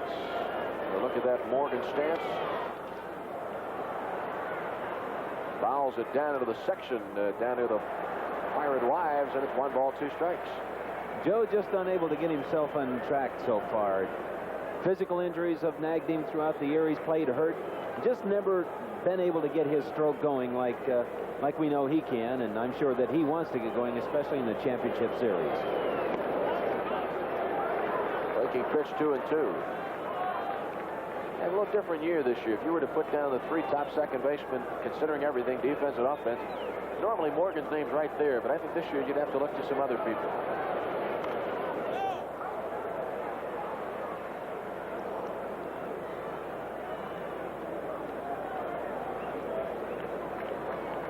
Just talking with some of the players about that exact same point recently.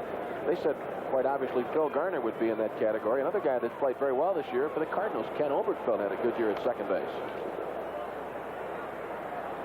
The Mets also have a fine young second baseman, and Doug Flynn, who went to New York in the Tom Seaver trade. He was an infielder the Reds were counting on for the future, but when you get quality, you have to give up some quality, and the Mets are very high on their young second baseman, Doug Flynn. Yeah, Joe Torre is quoted as saying that Flynn might be the best second baseman in the National League, in Torre's opinion.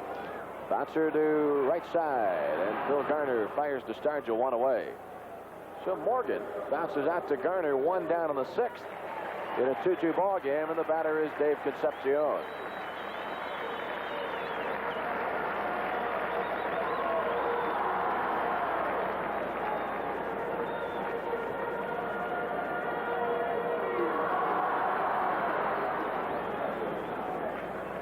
Concepcion 1 for 2. He singled in the 4th and was aboard when Foster hit his home run to center field. Bottom of the 6th inning.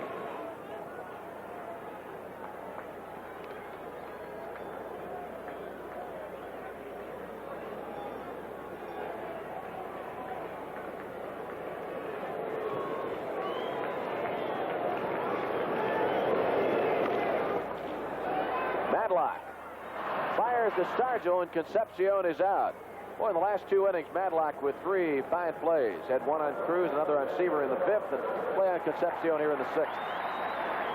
Well, as we've said, he's done it all for us at third base, and it showed how versatile he has been and can be. Charges the ball very well, gets it just about knee-high, makes a throw on the run, puts it right on the money, and the speed of Concepcion could not beat the play.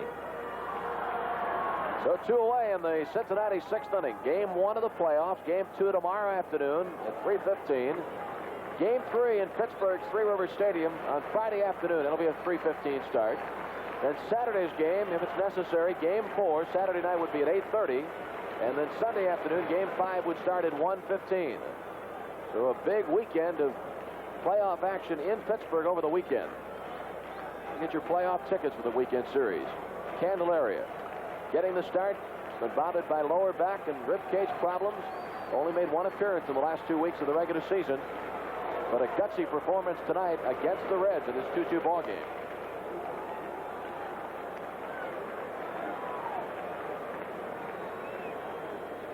Dangerous to fall behind Mr. Foster. 2-0 in this situation. He's shown us tonight what he can do with that bat. Quiet man. He walks softly, but carries Mr. Death, Mr. Black Death in that bat of his. That's what he calls it.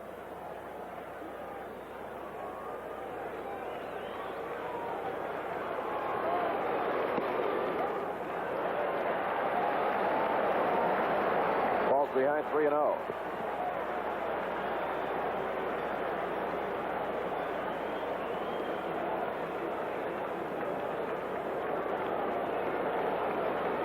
Good look in from my right field camera. 3-0 pitch, a bouncer third base line, going to skip foul. Matlock wisely chose to hold up on that ball, because if he tried to pick up that ball, the speed of Foster would have beat the play anyway, and he would have taken a chance on making quite a wild throw to first. And we're going to see that he sees it bounces fair, but no, I don't really have a play, and so I'm going to try and see if it won't go foul.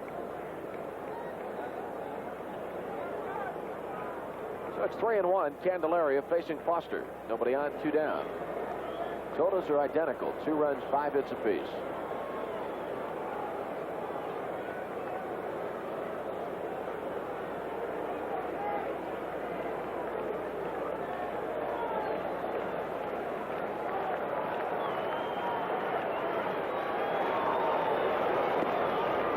And walks him on 5 pitches. That's the first walk issued by John Candelaria.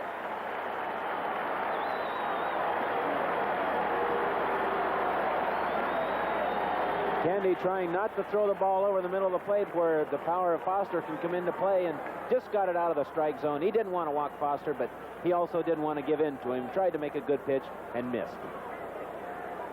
Ed Ott out to talk to Candelaria. Foster on, Stargell holding him on.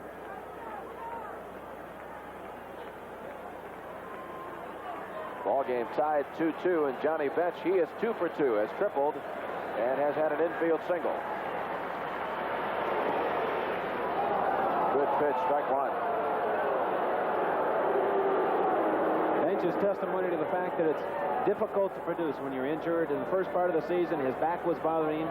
Not being able to extend through the pitches with the power that he's so accustomed to displaying. In second half, that's been good, and he's felt good, extended through the ball, and he's hit most of his home runs the second half.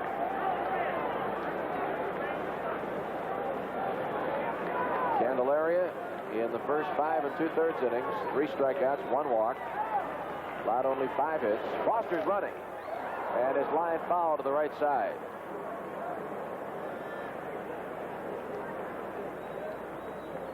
One ball and 2 strikes on Bench.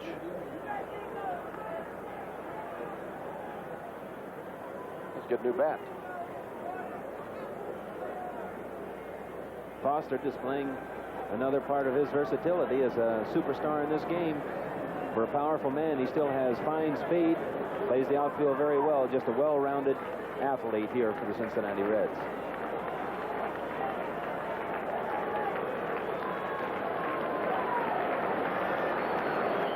One ball and 2 strikes on bench. Foster at first with 2 down. Not running, and the pitch is 2-2.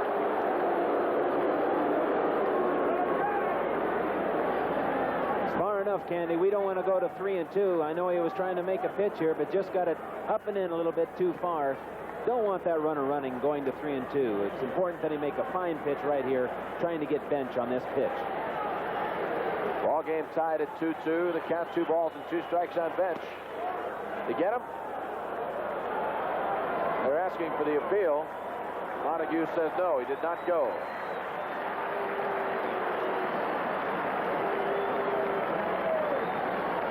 Nice try, shoot. Nothing can happen unless you ask, so we tried to sneak one and just didn't quite make it. Just didn't get it. All right, now it's a pay off pitch on bench. Foster will be running on this 3-2, 2 outs. Right side, Garner to Stargell. Bench is out, so are the Reds in the 6th inning. No runs, no hits, a walk. After 6 innings of Game 1, Pirates 2 and the Reds 2.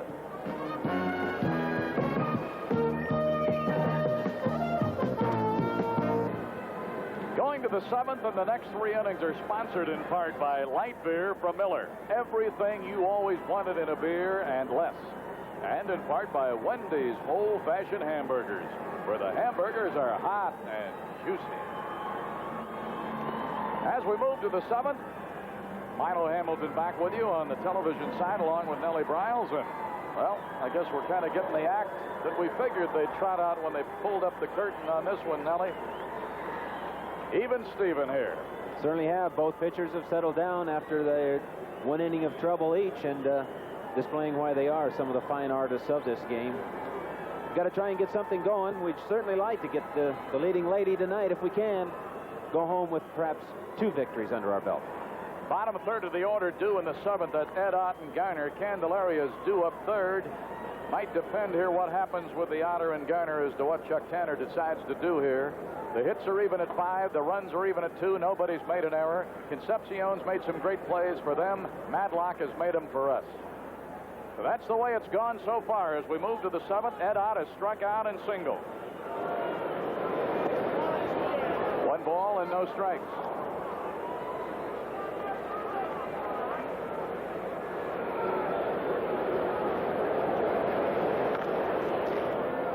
Morgan to Dreesen. Ott is out, 1 away. Morgan had to go to an angle toward the bag and then fire on to go to Ed Ott. And it is 1 down here in the Pirates 7th. He knew he had a little bit of time in trying to set up and make a good throw. The ball not quite as far as he thought it was. And here I think we're going to pick up Garner's home run that he hit way back when. And you could see that it was just not over the wall. Shoot, it hit way up in the seats. Boy, it was line, too. It wasn't a fly ball homer. So here's Scraps. He homered in the 3rd. There's a shot to 2nd. Morgan right there, and it's 2 away. Dillon going around the bases on that home run. I think he ran around the bases as fast as it took that line drive to get out of here. Yeah, and he ran around like he had powder puffs on his shoes. He just barely touched anything. Well, Candy's going to bat now since there was no activity with either Ott or Garner. 2 up and 2 down in a hurry, and Morgan's handled them both on the ground balls. That is a strike. And I'm sure Tanner has talked with Candy, asking him how he feels, and Candy have said, hey, I feel great, let's go. Started after it, didn't break those wrists, and it's 1 ball and 1 strike. Candelaria has struck out, and in the 4th inning, Concepcion made an excellent play to throw him out. A ball and a strike. Nobody on with 2 down. Candy went after that high heater and came up empty, and it's 1-2. Riverfront and Cincy the same. Sellout crowd here for this opening game. Got him. That is strikeout number 4 for Seaver, who's retired the last 7. So the fans here will get up and stretch it out in the bottom of the 7th as we go to it with the score. Pittsburgh 2, Cincinnati 2.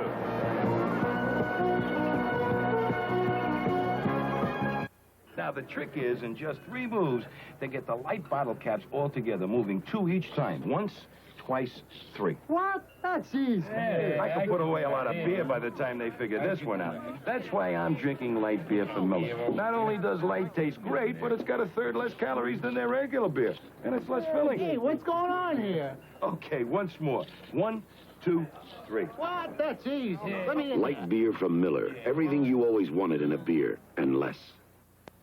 Well, the crowd here is joining the singing. Take me out to the ball game, and boy, a lot of them took themselves out here tonight. You know, plenty of good general admission seats remain for the 79 playoff games to be held in Pittsburgh's Three Rivers. The playoffs begin in Pittsburgh this Friday at 3:15 and are also scheduled for Saturday evening and Sunday afternoon. General admission tickets are only $4 and are going fast. So stop by the Pirate ticket office at Three Rivers to pick up yours tomorrow. And let's fill Three Rivers for the playoffs. Crowds have bounced back this year. Let's show the country that we can put them in there and back these Bucs in the playoff games as well.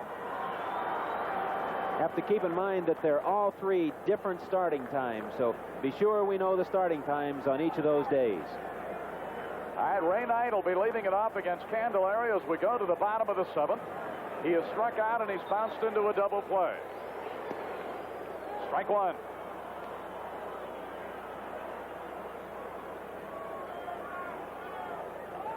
Our bullpen is working.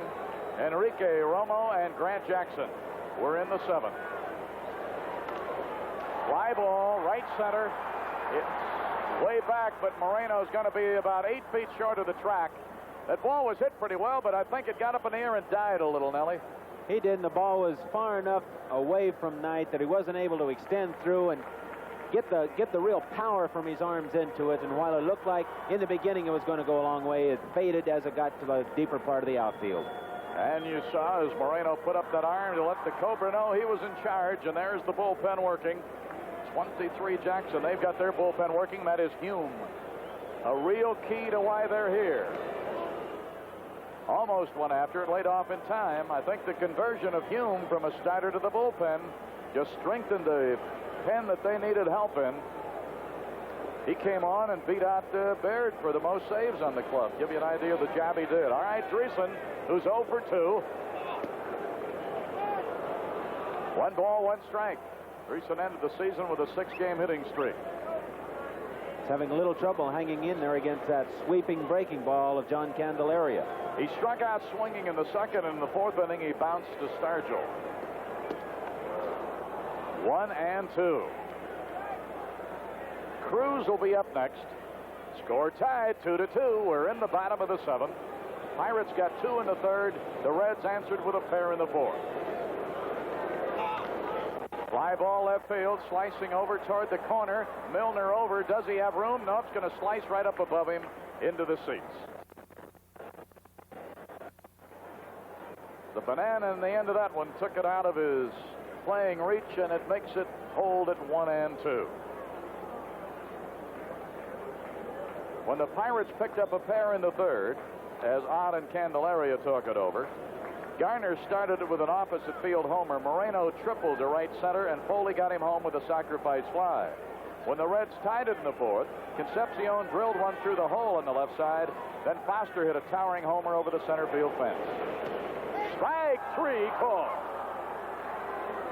I got a feeling that after giving him those balls away, Nellie, that when Ott went out to talk, he said, let's try him inside one time, and caught him looking. Well, he did. Just the previous pitch before, they threw that good fastball away, and just as he was ready for that fastball again, he dropped that super hook on him, and Danny again could not hang in there. All right, here's Cruz. He's flied to right, bounced to 3rd. Ball. When he was thrown out in the 5th inning by Madlock, that was one of 2 fine plays in a couple of innings that the dog turned in.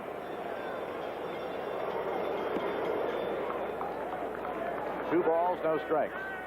And Otter wants to talk to his big lefty again. He may be spotting something here, and I got a feeling that maybe Chuck Tanner is a little concerned because he really got our bullpen up early the minute Candy went right back after the mound. Well, John has done such a fantastic job for us getting us into the late part of the ball game. A little concerned about his stamina and how sharp he might be, and I know in the back of Chuck's mind he just wanted him to go 5, but he has indeed got us much further than that. We're in the later part of the ball game. Fouled off, and still so much in it in this tie, 2-2. Each team with 5 hits. Nobody's made an error. Candy has only walked 1, and he struck out 4. The last hit was Bench's single in the 4th. 3-1.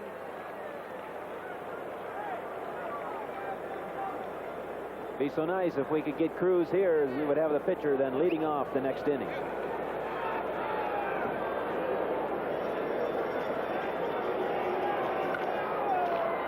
Foley will stay right with that one. Good strong throw. 3 up and 3 down. That's what you want out of your shortstop. Just make that good solid play every day. And it's 3 up and 3 down. We've gone through 7. Tough and tight. Pittsburgh Pirates 2, Cincinnati Reds 2.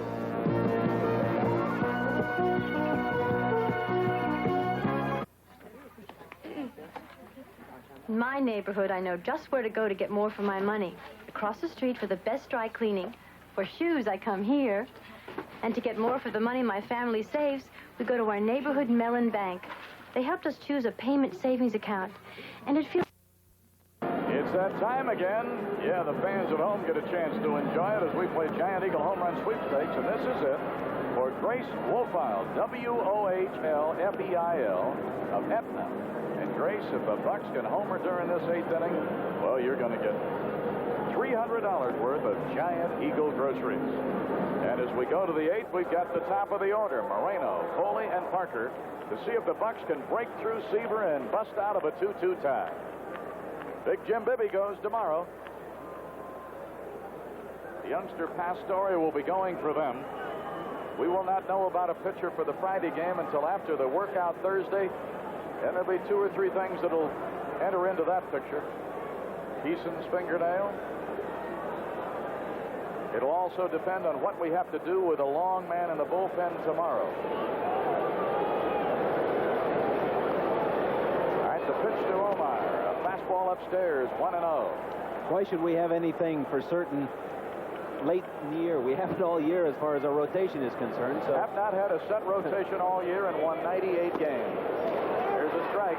It's absolutely amazing. It has, and you have to really praise Chuck Tanner for the way that he's been able to scramble, keep the confidence in his players and his pitching staff, even though they've been hurt and had to scramble a lot. 2 balls and 1 strike. Seaver hadn't lost anything on the Hummer. He's still bringing it. That he is, and that's been his main pitch tonight as he's struggled with these other pitches, but he stayed with it, hung in there, and seems like he's starting to get in the groove, and that's not good news for us unless he makes a mistake. Omar had a pretty good cut at that one. That's the pitch, though, that we want him to lay off of if possible, because that fastball upstairs, we stated earlier, it moves very well for Seaver. And Omar needs to get that ball down in the strike zone just a little bit for him to handle it well. I think Bench and Seaver are going to talk it over here a little bit. You got a 2-2 count on Moreno. Foley is due up next, and Grace Wohlfeil of Etna is hoping somebody on the Bucs here in the 8th can bang one out as she plays Giant Eagle Home Run Sweepstakes. The veteran star right-hander. If he quit tomorrow, he's had a great career.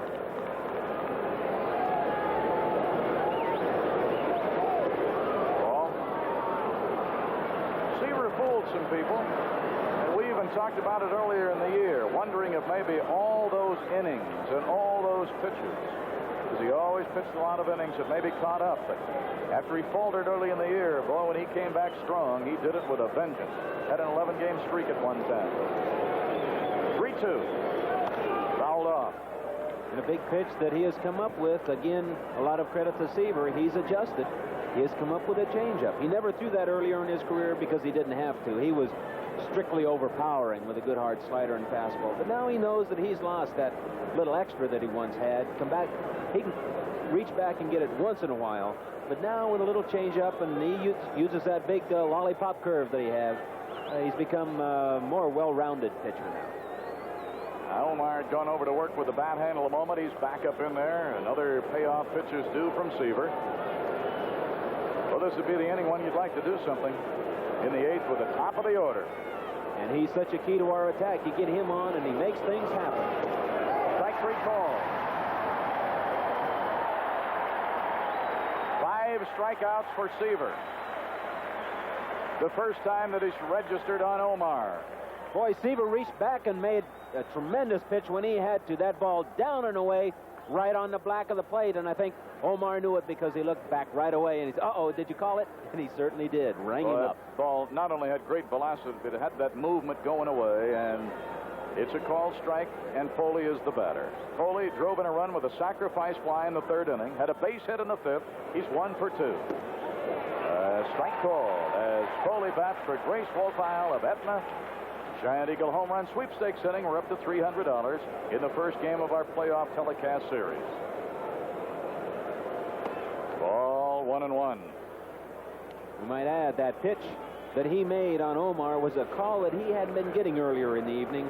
Was a little upset about it, and now evidently establishing his pattern. Kibler is more in tune to the way he's working. Fouled right side. Dreesen over won't have a play. It'll be up about 8 or 10 behind their dugout, and it's 1-2. Dave Parker due up next.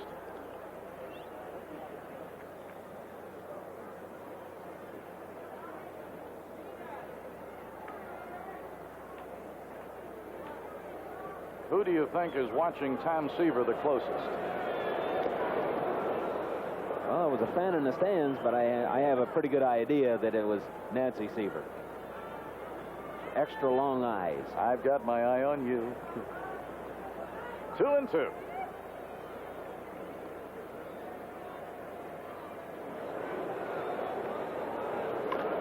Foul down the left side in front of Joe Lynette.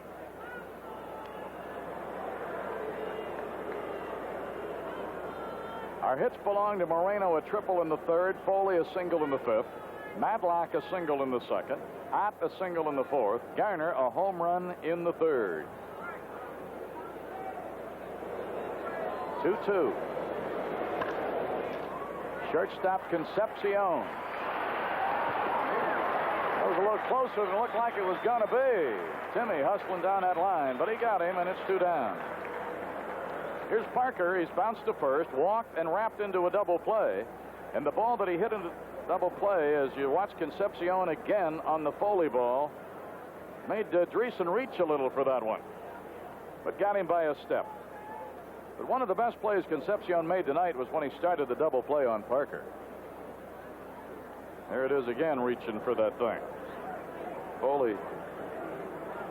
I hold my breath when Foley jumps to that bag. You certainly don't want the youngsters in the audience to get the idea that that's the way you teach, because it's not. You can certainly turn an ankle or even break it jumping at the bag like that. Lined into right center, and this time Collins comes up with it. Sliding along the AstroTurf. Boy, what a catch. And here it is again as he hits into that turf, holds onto the ball and brings it up cleanly to show the ump. And now from the center field camera, that it was really an effort by Collins. Took a hit away from the Cobra. Well, it certainly was able to make the slide, and if he misses it, it keeps the ball in front of him. Makes a fine play. Good judgment by Dave Collins. Well, no home run was hit during this Giant Eagle sweepstakes inning, but no one ever loses here. Our contestant, Grace Wolfile of Etna, will receive a certificate for 10 Tasty Cake family packs and an assortment of daily juice products available at your grocer. Our next Giant Eagle sweepstakes tomorrow afternoon will be worth $400. So we will go to the bottom of the 8th inning. Still wrapped up in a tie. The crowd buzzing here after the Collins catch on Parker. Pirates 2, Reds 2. 11 at night till 8 in the morning. Long distance rates are 60% lower. Why not call someone special? We might have a cameraman here tonight getting flight pay. They've got him up on a flagpole in center, and he's been getting some great shots from way up above it. Gives you the idea of how big this place is and what it looks like when it's jam-packed, and they're seeing some ball game. Those people up there might be a long ways away, but I'm sure they feel every bit as much a part of tonight's action as those down close to the field in the box seats. Seaver's going to be lifted, and at the same time, Chuck Tanner evidently figures that Candelaria cannot continue here. And Romo almost waiting in the wings in case something happened. It may be that as fast as Tanner went out there, that it might be an injury removal here, and that Romo would have the extra time that he needed, because they are going to lift Seaver. Auerbach had already started out toward home plate. Well, I noticed in between innings, Milo, that as soon as Candy came off the mound, Tanner and our pitching coach went over there immediately and were checking out his physical condition. They went down and talked to Romo, and I'm sure said, are you ready to go out there? Romo, of course, been throwing the previous inning and said he was okay, so they wanted Kenny to go out and warm up and try it, but evidently it just wasn't working. Tanner did not like what he saw and said, hey, thanks for quite a job, Candy, but that's going to be it. Well, the Candyman gave us 7 good innings here tonight, and I'll tell you, 48 hours ago, we didn't think he'd pitch at all in this series, and he kept us in it in a 2-2 game. So Romo is on. Romo, who turned our bullpen into a depth of 3 along with Jackson and Tekulve, and really did a good job for this club. Boy, he certainly did, and even though he didn't save a lot of games, he pitched in a lot of games. 84, as a matter of fact, was 10-5 for us, had 129.1 innings pitched, which is quite a lot, really. He was 3rd on our staff with 5 saves, but done a fine job for us, being middle and short relief, and we all know when he's on, he's tough, and I have a feeling we're going to see a lot of dipsy doodles from him, and when he gets a chance, sneak that fastball right on by the hitters. Rick Auerbach, the utility infielder, is going to bat for Seaver. Auerbach appeared in 62 games, hit .210, 1 homer, and 12 RBIs. So Seaver is gone. Both starters are gone on one move here. They left their starter for a pinch hitter. Wheeler bring Romo in here, and his first pitch is a strike to Auerbach.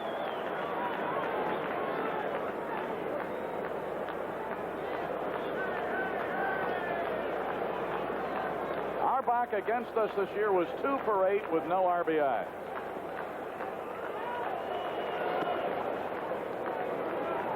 A ball and a strike.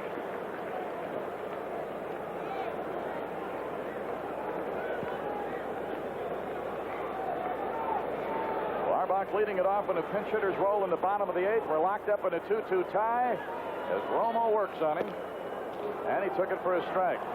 Oh, the bottom dropped out of that pitch.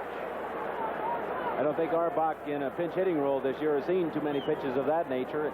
He hasn't played all that much, and when you get somebody that can come in and throw the variety of pitches that Enrique throws, it's pretty tough for you to hit as a pinch hitter. The 1-2 from Enrique. That's a K jab for an opener. 5th strikeout of a member of the Reds in this game. Kent Tekulve is throwing in our bullpen. And Romo will be looking at the top of their order now. And Collins, who was 1 for 3 batting right-handed against Candy, will now turn it around and bat left-handed against Romo. Not a heck of a lot to choose between on Collins as a switch hitter. He hit .317 left-handed and .319 right-handed.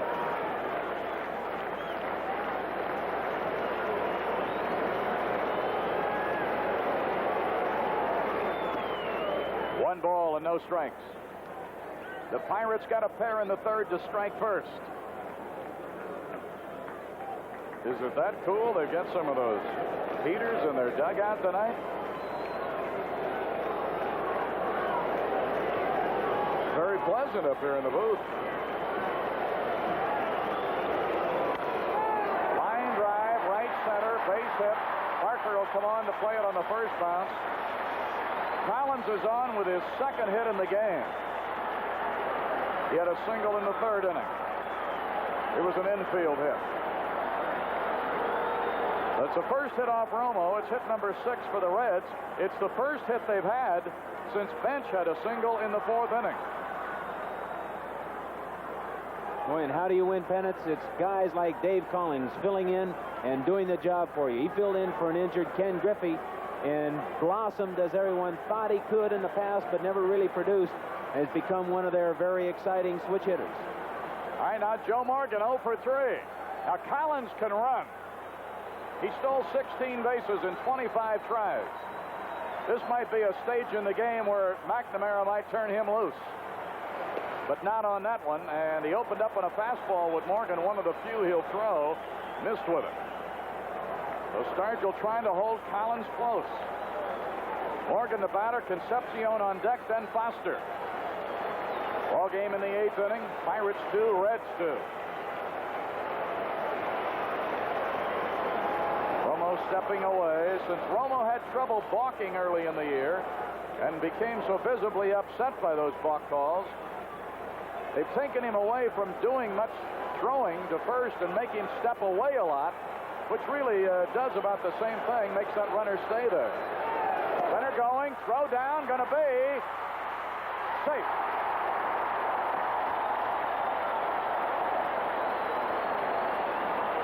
Stolen base for Collins. Well, you just had a feeling that he was going to be taking off here sooner or later. Ott came out of the chute, but gets the throw up just a little bit. And Collins being able to duck under the tag just in time as Foley tried to drop the ball on his shoulders, unable to do it. And you can see the determination on Collins' face. And just as he gets in, Tim just misses his back with the tag. Well, that was close. Ott really got that ball down there in good shape, didn't he? He did, got it down. The ball was just off to the other side of the bag, just a little bit, and up, allowing Collins to get in under the tag. All right, a runner at second with one away in the bottom of the 8th. Morgan has flied to center, bounced to second, and bounced to second again. Right now, the thing bouncing around is Collins out at second base. Bothered Romo a little. He stepped away. Now he's ready. The 2-0 to Morgan. 3-0.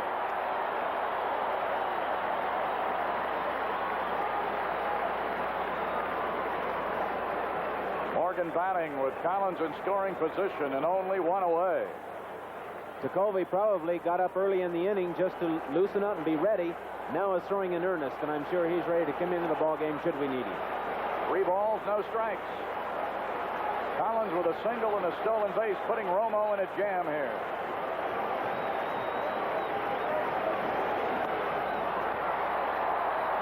So the base on balls puts runners at first and second. Chuck Tanner, I think, has seen all he wants to of Romo in this particular instance. And the skipper is headed out, and he's already touched that right forearm, indicating to the umpires down the line that Tekulve is being brought on. First walk given up by Romo, only the second walk to the Reds in the game. So Romo giving up a single and a stolen base and then a walk. And in this situation, in a tough, tight game, and Concepcion and Foster and Bench do, you know he's not going to pinch hit for them. Chuck Tanner's going to go to the well here. Well, he certainly is, and this is the man that has bailed us out all year. Everything has been placed on Tekulve's shoulders so many times, and he's responded so well for us. Chuck said, hey, he's my man. We got to get out of this right now. Reds having a little advantage playing at home, get the last ups, and we certainly need to close the door right here. And as Tekulve comes on to warm up here in the 8th inning, I want to remind you fans that if you've really enjoyed this Pirate season, it's been a humdinger all the way, and want to be a part of the Buccos 1980 season and guarantee yourself seats for the 80 World Series and playoffs, then you really ought to consider becoming a Pirate season ticket holder. The Pirates offer many different types of plans, such as a full season, night games only, Sunday games only, and a new general admission season ticket that's so reasonable anyone can afford it. Why don't you call tomorrow, find out about it, 323-5080, for further information. That number to dial, 323-5080. You mentioned Jacoby doing the job. He's got some interesting stats and impressive stats, hasn't he? Well, I'm telling you, he's done it for the third year in a row for the Pittsburgh Pirates, establishing records each time he finishes the season. But for us, Kent this year was 10-8 with a 2.82 ERA, bringing that down from a high one early in the year, doing an outstanding job. This is going to be his 95th appearance, 134.1 innings pitched. He saved 31. Set a new record as a Pirate for number of appearances and tied the record for saves that he set a year ago. He'll be looking at Concepcion, who has bounced to short, singled, and in the 6th inning, Madlock made a great play to get him. There are the runners at second and first. Collins at second, Morgan at first. 2 good base runners on base. Keep that in mind if a ball's hitting the gap here. And, of course, right now, with Concepcion up there, Jacoby wants to get that sinker ball working if he can. He got it over for a strike. Ken has to also keep them close because both of these guys, excellent base stealers, and they could put on the double steal, putting us further in bad situation. And Chuck Tanner looking on. He's had to go to the pen twice here in a space of a few minutes. Now use Candelaria, Romo, and Jacoby. There's that double play ball. Madlock the scraps on the first. Double play. Oh, he went sinker with him right down in there, and what a beautiful play it was as it goes around the horn. Madlock to Garner to Captain Willie, and here it is. Enjoy the double play again that takes the Bucs right out of an inning. In a trouble spot, and that pitcher's best friend. No runs, 1 hit, no errors, a walk, and they leave one. And that double play ball, that ought to give us a lift now. They'll bring on Hume as their new pitcher. We'll go to the 9th inning. Let's see if we can go get them, Bucs. It's Pirates 2, Reds 2. New Reds pitcher, Tom Hume, H-U-M-E, and as we talked about earlier, here's a fellow who turned them around as far as settling their bullpen down and really did a job for them and a strike to Willie Stargell. Took over the #1 job in the bullpen. He was 10-9 with a 2.76 ERA. He was in 57 games, ended up with 17 saves, tops on our staff. A comebacker, he knocked it down, regroups, throws to Dreesen, who did a tap dance on the bag, but all's well that ends well, I guess. Hume to Dreesen, pitcher to first. Stargell hit the cover over that ball, but right at Tom Hume. Last time we saw Hume, and here it is again, boy, he just wrapped it right back to him. Had a little trouble. That might be a little first playoff nervous job right there because it was hit right at him. But he held on. John McNamara guiding the Reds to the title. Milner trying to bunt his way on, but good play by Hume. Boy, Hume, did he get off that mound. Milner tried to drag bunt his way on. You got to give Hume credit. He made an excellent play to get over there. And that was the whole secret. He did bounce off that mound very well. John Milner trying to catch everyone asleep, hoping that the scouts hadn't seen him drag the ball for a base hit the other day. Trying to, as we said, catch him asleep, but Hume made a fine play covering it.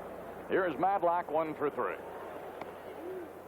Well, we didn't see that much of Hume this year, but he gave us an indicator the last time we saw them at Three Rivers, and they beat us 8-6.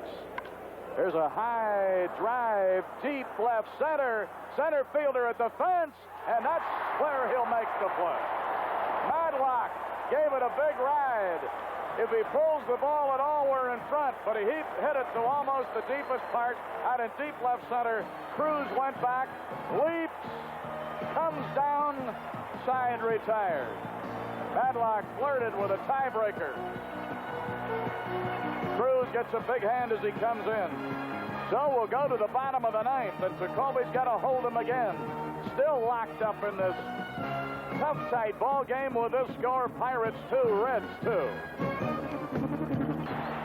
The crowd reacting now is the Cincinnati left fielder Foster, who provided them with their 2 runs that tied the game in the 4th inning on a 2-run homer deep over the center field fence, is going to lead it off in the 9th inning against Kent Jacoby.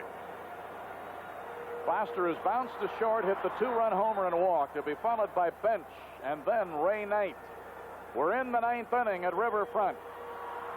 The fans who expected these 2 teams to be evenly matched have found they were just about on the nose because we're 2-2 in the 9th inning. We have used Candelaria, Romo, and Tekulve. Home run by Garner. They have used Seaver and Hume. Home run Foster. Reds about hit the Bucs 6-5. The score is tied at 2. There haven't been any errors. There have been excellent plays on both sides. And now Tekulve ready to work in the 9th against Foster.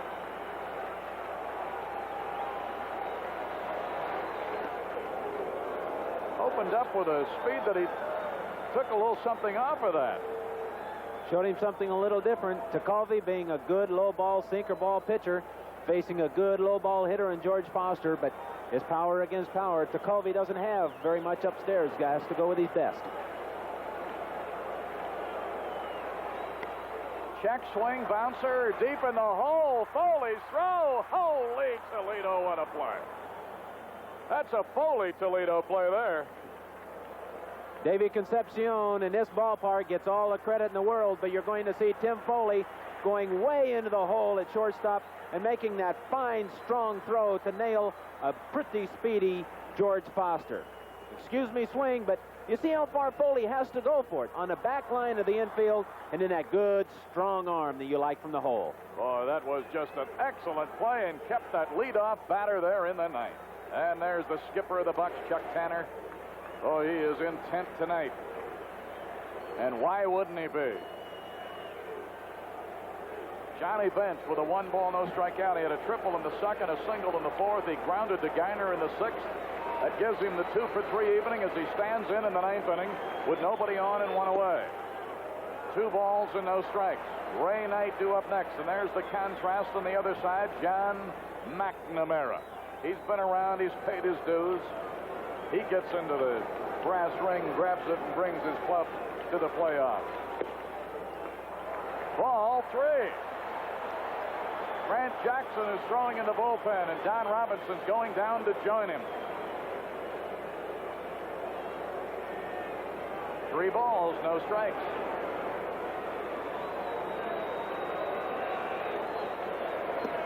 Got that one in there, 3-1.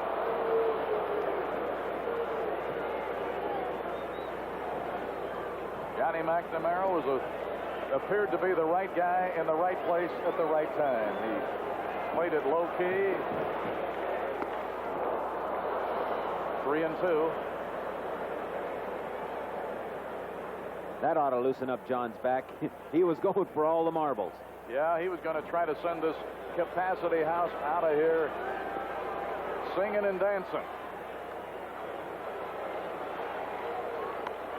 There's a high foul coming back over here to the right side. Ott coming to the edge of the dugout, but it won't come back for him. It'll stay about 2 rows up. But hit by a right-hand batter and coming over this way and that high, Ott just could not take a chance. He had to come all the way to the edge of that bat rack down here. When a ball hit that high, it can come back a long ways with that type of spin that comes off the bat behind the plate. You have to stay with it. That ball can come back a long way, and you'd certainly look foolish if it were in play. I had another payoff from Tekulve to Bench.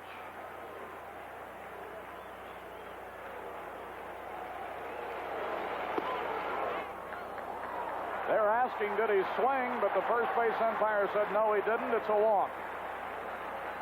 The Bench is on with a pass. First walk by Tekulve. The 3rd walk of a Cincinnati player in the game. On our last shot, we're going to see where this pitch was, and it almost looked like Johnny Bench went around, but checked it just in time. I don't know if he checked it in time. Those hands went awful far. But, you know, when we had a nice tight shot with Bench up there of John McNamara, I read his lips, and he said something to Ray Knight about the first pitch. He's put something on the first pitch. All right, we'll be watching Bench. Knight's the batter. He's struck out on a foul tip, grounded into a double play, and flied out to center. And Tekulve works on Bench, doesn't get him. Bench didn't do much stealing this year, but before that back started to bother him, you couldn't take him for granted. He used to steal some bases. They like to get him moving in this situation. He's going. Swing and a miss. Throw down, and it's going to nail him. Perfect throw from Ott to Scrap Iron. Score it 2-4 on the caught stealing. Ed Ott to Phil Garner. Boy, you talk about getting rid of a ball and putting it right where that infielder wanted it. Ed Ott just did it. And this is what happens when a hitter on a hit and run doesn't put bat on the ball. It makes that slower runner a dead duck at second base, as Ed Ott, as you said, put the ball right on the money. And Scraps just put that glove down, going to let him tag himself out. John kind of knew he was a dead duck because he saw them miss the ball. Short to first, going to take care of it, and we've got extra innings. Well, we're in Cincinnati playing the Reds. You didn't expect to get out of here with 9, did you? So, it's no runs and no hits, no errors, a walk, a caught stealing, and nobody left. Show you how even Steven we are. Both clubs have left 4 men on. And here we go to extra innings at Riverfront. The Pirates 2 and the Reds 2.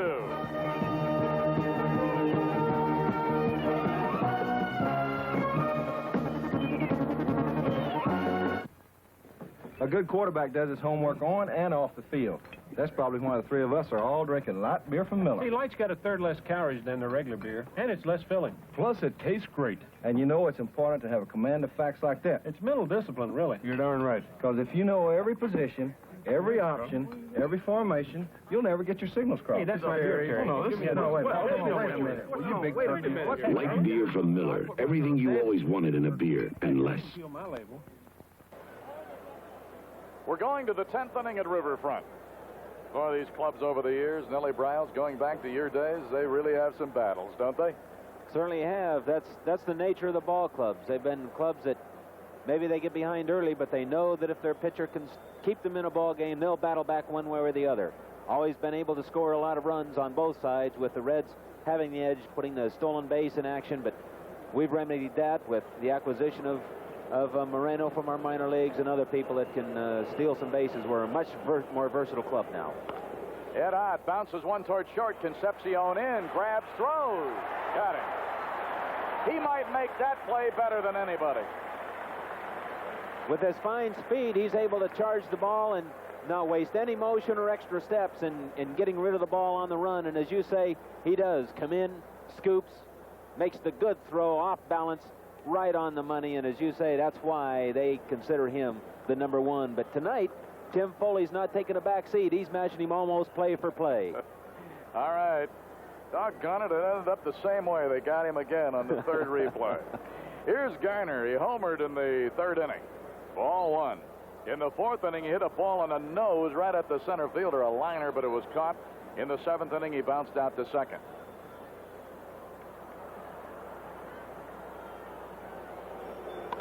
There's a base hit. Boy, did he drill that one through the left side between Knight and Concepcion. Tonight's crowd of 55,006 is the 6th largest crowd at Riverfront. And here comes that hit again, coming right at that cameraman on left field. Foster going to throw it back in.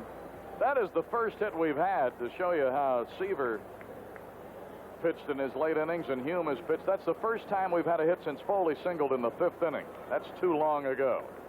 That's the first hit off Hume. The hit column is even at 6. This is the 2nd largest playoff game crowd they've ever had here. 55,006. I told you I couldn't find an empty seat. There aren't any. Well, if they have a larger one, I don't know where they put the extra people unless they hung them from the rafters, because there's not a seat available. I think what they might do, if they want to get more tomorrow, they might sell seats in the back of our booth. We'd only get about 2 more in here. All right, Easler is going to bat for Teak. Mike Easler.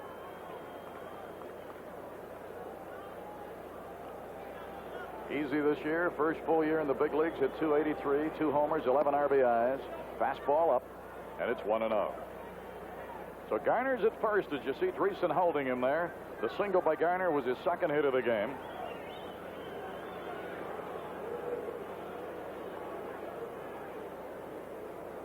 Hume working for the Reds.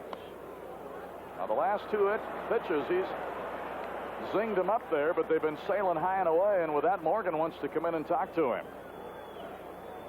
Now, we're in extra innings here, but I want to remind you that as soon as this game is over, as Chuck Tanner looks on, you be sure to stay tuned right where you are for Eyewitness News. lot of good baseball fans on the Eyewitness News team. They're watching it right along with you. Boy, what a cut. Foul tapped it down the left side. Bench gonna, I think the umpire's gonna want to look at that ball. Yep, he's gonna throw it out of the game. 2 balls and 1 strike.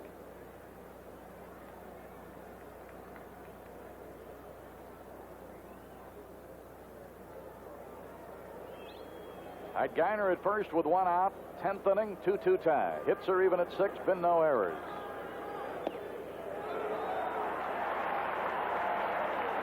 Two and two.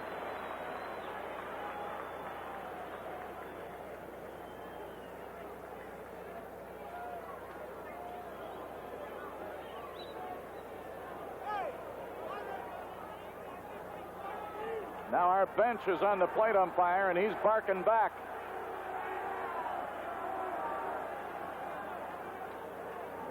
As soon as Kibler gets on him over there on the bench, they're all, hey, just kidding, nothing serious. Take it easy, John.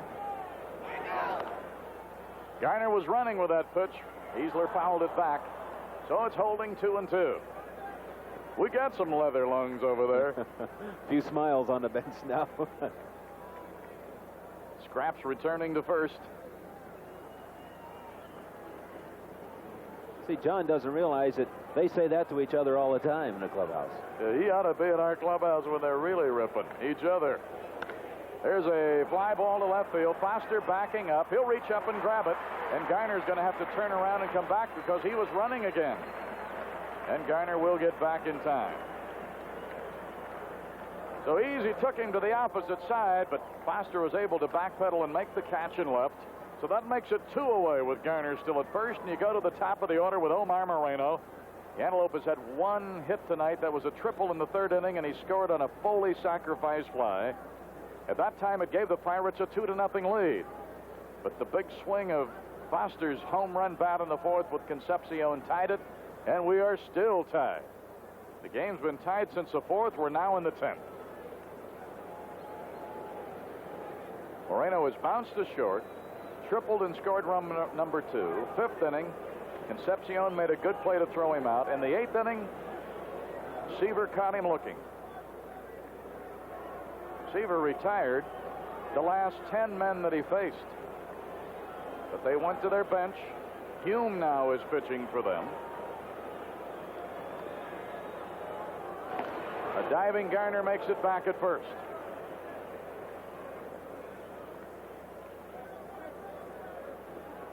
As we are in the 10th here and looking to their 10th, Hume is due up. So we might see the 2 ace relievers both lifted in the same inning. Oh, he almost threw that one to the backstop. He did, and he wants to be a little careful here with 2 outs. He doesn't want a wild pitch, our runner to second base, and I wouldn't be a bit surprised if Garner's trying to pick a pitch with which to steal, but he just let that ball go out way too early and wasn't concentrating on that good, smooth delivery.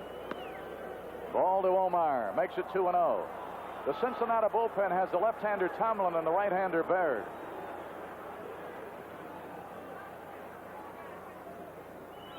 Bench telling him, hey, let the ball go. Don't aim it. Throw the ball over the plate. Just concentrate on that plate. Got it in there that time, and it's 2-1. So important for that catcher at certain times of the game to take control of that pitcher and make him, see, sitting there. Come on now, give me the ball. Settle down. Geiner fakes a break, doesn't go. The pitch up, makes it 3-1. Think Scraps is going here? It's a good pitch to run on, and it's a good pitch for Omar to swing on. It's a good pitch to gamble on. Especially in your next innings, and runs have been hard to come by, right? And you got Foley and Parker and Stargell do. He wasn't going, fouled it off, and it's still 3-2. Now, Omar Moreno with 2 away. You know Scraps will be going here. Geiner, who's had a home run, that was in the 3rd, and a single in this inning. In between, line to center and bounce to second. And he's ready to bounce off of there with the full count and 2 away. Pittsburgh Pirates and Cincinnati Reds. They've become perennials in the playoff series. There he goes. Fouled it off. Bounced it back over bench and the umpire. Garner's getting in his extra running, isn't he? This time on the base paths. Getting a kick out of him yesterday at the airport doing the long fog delay to take off to come over here.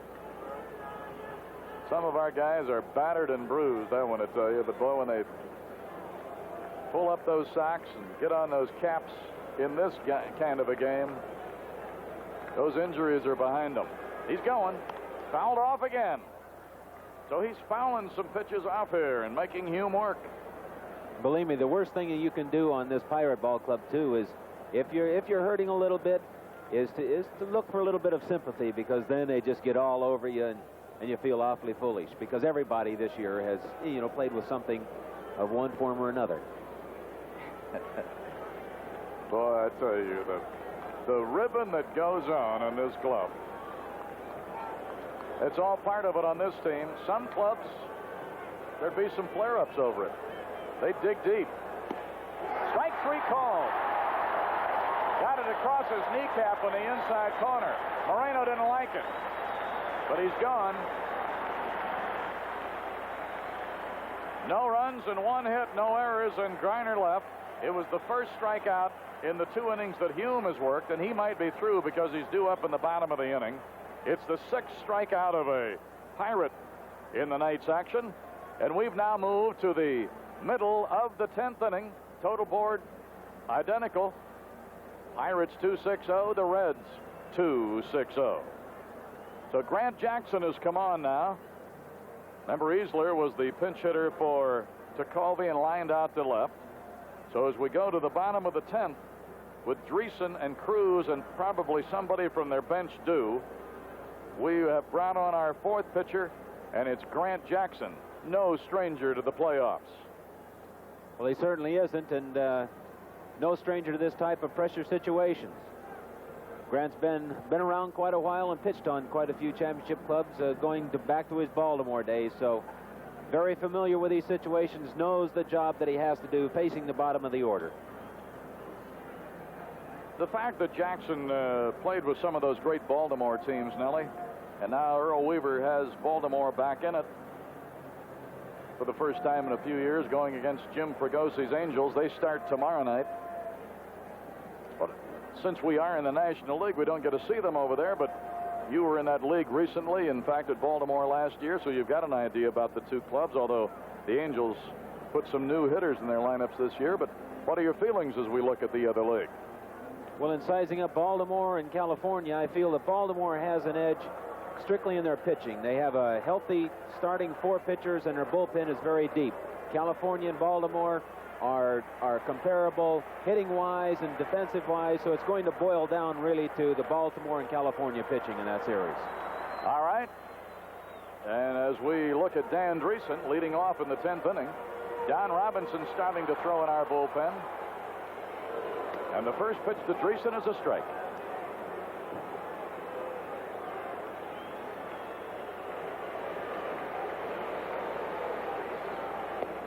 Ball 1-1. We have used Candelaria, who worked the first 7. Romo, Tekulve, who worked an inning and 2/3. There's a liner foul. Boy, did he jack that one down there. That's been on the line. That might have rattled around and given Parker some trouble as it came out of that corner. He really put the shillelagh on that one. Certainly did. That was a high slider that Dreesen has been waiting for all night. We've made some excellent pitches with that breaking ball, but you can't afford to make a mistake with it. A good hitter will take advantage every time. 1 ball, 2 strikes. Now that's a pitch that Jackson really wants to get, because as you see Johnny McNamara, here's the 2-2 ball. When Jackson comes over the top and takes something off that breaking ball, he's really throwing that for a strikeout pitch, but he just got it up a little. There's a bouncer. Oh, a crazy bounce off that seam, but Stargell stayed right with it. Good reaction by the veteran campaigner at first base. Well, I tell you, that's just an unnatural bounce, and Chuck Tanner pleased that that play was made. Well, and here is why you never commit yourself too early as an infielder. Wait till the ball gets to you, basically. Will he able to react to the bad hop and make the play? Keep in the back of his mind, he says, shoot, anybody can catch a good hop. It takes a good player to catch the bad ones. Cruz looks at a ball. He is flied to right, bounced to third, and grounded to short. He's 0 for 3. Collins has 2 of their hits. Bench has 2. Strike. 1-1. That's a total of 4. Foster a 2-run homer to get all their scoring in. Concepcion won a single. He was on when Foster hit the homer. 2 balls and 1 strike. Geiner has 2 hits for us. The other 4, 1 apiece for Moreno, Foley, Madlock, and Ott. So that's the way it's gone here as we play in the 10th inning. 3 balls and 1 strike. Nobody on, 1 away. Now Hume is on deck, and nobody's throwing in their bullpen. Foul back. Now that could change if Cruz got on. But you're seeing 2 interesting, different approaches here in the late stages of the game. You could almost bet everything you had in your pocket in this situation, as it happened with Jacoby being lifted, that we would go to our bench. McNamara not that anxious. There's another foul that'll be over to the left side. And the Galbraith family not too far away. They are right down in front, right at the near edge of the third base dugout. See President Dan, Chairman of the board John W., and a fellow who's been an owner right along with him for over 30 years, Tom Johnson. Rings him up. And as Cruz went out of the batter's box, he knew he took a swing and a miss. That wasn't the question. He asked Kibler, did I go for a strike or did I go for a ball? Well, both the 2-2 pitch and the 3-2 pitch were basically in the same area. They were up and possibly out of the strike zone. And if he would have been possibly a little more patient as a hitter, he would have been on base with a base on balls. But being a little anxious up there, whipped. Now Hume will bat for himself with nobody on and 2 away. Strike 1.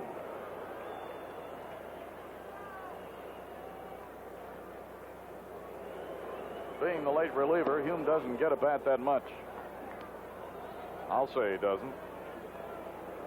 Only batted twice all year, 0 for 2.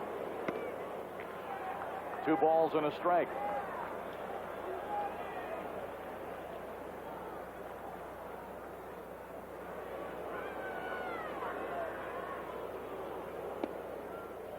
That'll make it 2-2.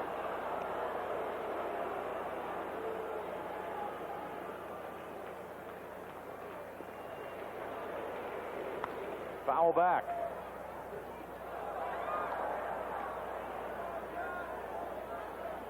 After looking at that 0 for 2 for Hume in the games he's been in, it just didn't ring true. That's a ball, 3-2, and the reason it didn't is because he actually went to bat 46 times and had 8 hits and drove in 4 runs. His 0 for 2 was against us. There's a strike. Hume is gone. Jackson gets him 1, 2, 3. So Jackson having an easy inning thanks to the good reaction on Dreesen's ball. And we have played through 10 innings in the opening game of this championship series, 1979. And after the 10 innings, it's still the Pirates 2 and the Reds 2. Each team with 6 hits, no errors on either side. And these 2 fine ball clubs, who after the All-Star break really went to work. It took down into the final Friday night, the last weekend before the Reds nailed down the West, and it took the last 3 innings of the Pirates' final game after Carlton, Euro pal, threw one of his better games up at Montreal, and then the Bucs nailed it down in the East. What 2 great races, and baseball setting another attendance record. Just some marvelous baseball all throughout the National League this year. Some fantastic races. We had a race in every division getting into the last month of the season. Even with Baltimore being so far out front in their division, still there were teams that made moves. And in that division, I noticed the other day that Cleveland finished 6th.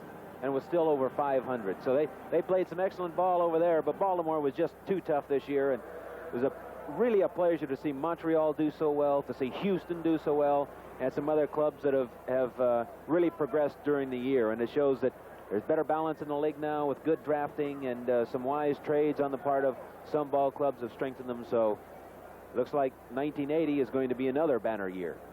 You don't have any thoughts after a year of doing television the next time a manager's offered to the broadcast booth that you'll jump down there and manage, will you? I don't think so. I probably did enough when I played to last a lifetime. That was one of the lines they had for Jerry Coleman tonight when he got to the park. You know, he's going to be the new manager of San Diego. He's been broadcasting their games for 8 years. Pee Wee Reese told me, he said, when I see Coleman tonight, I'm going to say, well, you just finally made it legal. You've been managing up in the booth for 8 years. Frankly, I'm a little envious of the players being able to play in the playoffs. There is a strike call to Foley, who's had 1 for 3, drove in a run with a sacrifice fly. That was in the 3rd inning. 2-2 tie, inning number 11. Looping line drive, left field, base hit. Foster over to play it. He'll fire it in a hurry. So Foley gets his 2nd hit. All right, this is the time to make some hay while the moon shines. Foley just laying bat on the ball, was able to get that hit in there, and of course it leads off the inning, and we've got all of our thunder coming up. So this has got to be an inning that we're able to score. Foley's going to be lifted here. Matt Alexander, Matt the Scat. And they've got Rennie Stennett loosening, which would mean Scraps would go to short and Rennie would come on to play second. Foley down there, he'll be the biggest encourager of Scat when he leaves that dugout, and there he goes, Matt Alexander. Going to be running here for Tim Foley. And as the hit led off the inning, Johnny McNamara got his pen ready again, Doug Bear and Tomlin.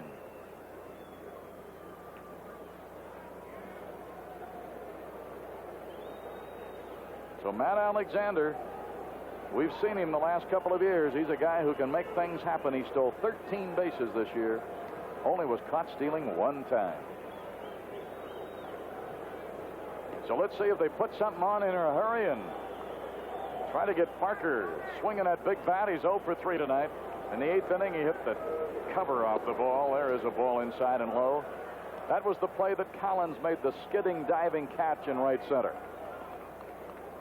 Joe Lynette telling him, get that ball out over the plate. Good pitch to hit. The 1-0 from Hume, fouled it back, 1-1. All right, now he's given him a couple of pitches for Parker to have a chance to swing the bat. Alexander might be going here.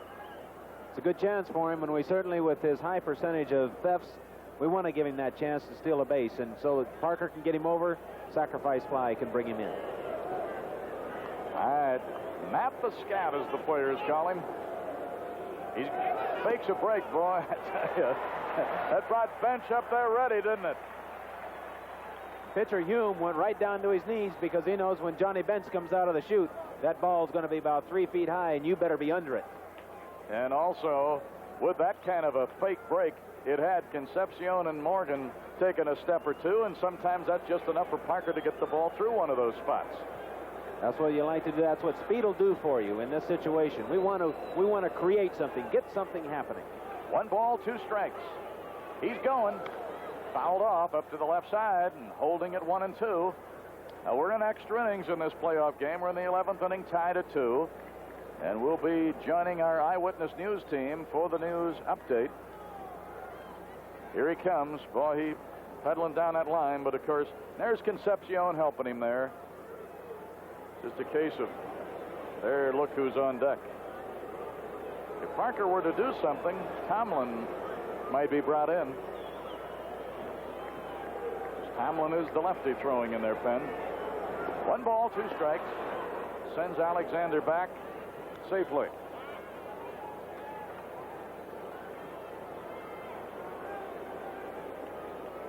Concepcion and Morgan having a brief meeting out behind second base, trying to get together on who's covering, with Parker swinging away and the count being 1-2. They might have changed.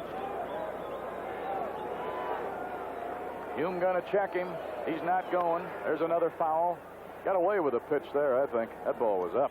Ball was up, but I guess the speed is taking care of itself for Hume. Not really being able to spot his ball as well as he has in the past, but having a little extra velocity on the ball and is getting the ball just by Davey a little bit. A little off, and Davey will be right on it.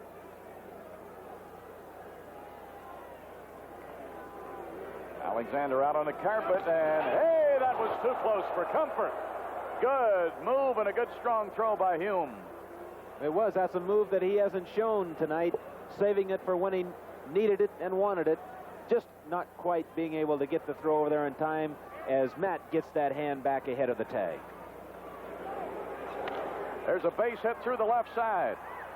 Alexander with the play right in front of him, and the ball hit sharply. Will not try for third at all, but he is at second. And with 2 on and nobody out, Stargell the batter. The third hit off Hume, hit number 8 for the Pirates, who lead in the hit column 8-6. No move has been made in that dugout yet. And you look at the runners, you've got Alexander, who can run like the wind at second, and Parker, who runs so well for a big guy at first, and Stargell the batter against the right-hander Hume. Stargell has struck out, walked, popped up, and hit a comebacker to the mound, looking for his first hit of the night, and just got it, I think. Center fielder back. He can't climb that fence. It's gone. Alexander's going to lead the cheers coming around, and he is leading them home. Captain Willie just hit a towering home run. Cruz tried to climb the center field fence. He'd have needed a skyhook from the local fire department to have gotten up there for that one. And look at the Pirate wives. Having a ball, you all. And I was kidding them today when they all went out shopping. I said, it looks like our guys better win this thing. You're spending the playoff money already. And here it is again. And did he tattoo it right out where he wanted it? Don't throw Willie Stargell out over the plate. He got it all. Hit it way up high. Cruz, I don't know where he was climbing because he had no chance as the ball drops over the fence. And I'm telling you, nobody is happier than Willie Stargell and the rest of the Pirates on the bench as they have now a 5-2 lead. Milner bounces one. Big hopper goes to Morgan on to Dreesen, one away. A 3-run homer by Stargell makes it 5-2. That home run is so reminiscent of a clutch home run he had here earlier in the year, the second game of a doubleheader in which we were stung off Tomlin. Came by and got that game-winning home run. He's been Mr. Clutch for us for so many years. Here's Madlock, a ball. So the captain who led the team in homers, blasts one here with 2 men aboard, gives the Pirates a 5-2 lead. We're in the 11th inning. There's a line drive to center. Mad Dog just hung out a rope. Stretch that one between the poles, Mom, and you can hang out the washing for a month. Now McNamara is on his way. Runs 3, 4, and 5 scored in the Willie Stargell Ruthian-type home run. Hit it a mile in the air over the center field fence. And we now have picked up 10 hits, and 5 of them off Hume. We had 5 hits in 5 innings off Seaver, then didn't get another hit until Garner singled off Hume in the 10th. But now getting 4 hits in this inning, and the little professor Tommy Hume is gone, and with that outdo, Tomlin is coming on. Boy, what a rocket shot Mr. Willie Stargell belted in this inning. Oh, I tell you, battling the way we have, and now you go back to a very significant thing about this game. The fact that Candelaria volunteered to pitch when nobody ever thought he would, gave you 7 strong innings, kept you in the game, and then when it came time to get a chance to do something about an extra innings, although the Candy Man is on, if we hang on to this game, he made a major contribution. That was the whole key to tonight. What can Candy do for us? Can he get us into the late innings with the ball club still in the game? Will he have his control? He came out and he had it all together, as he has done so many times when his physical condition was in doubt.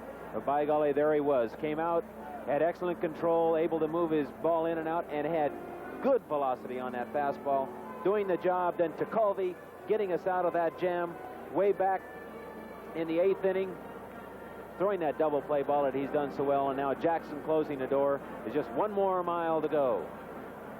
So Tomlin is on.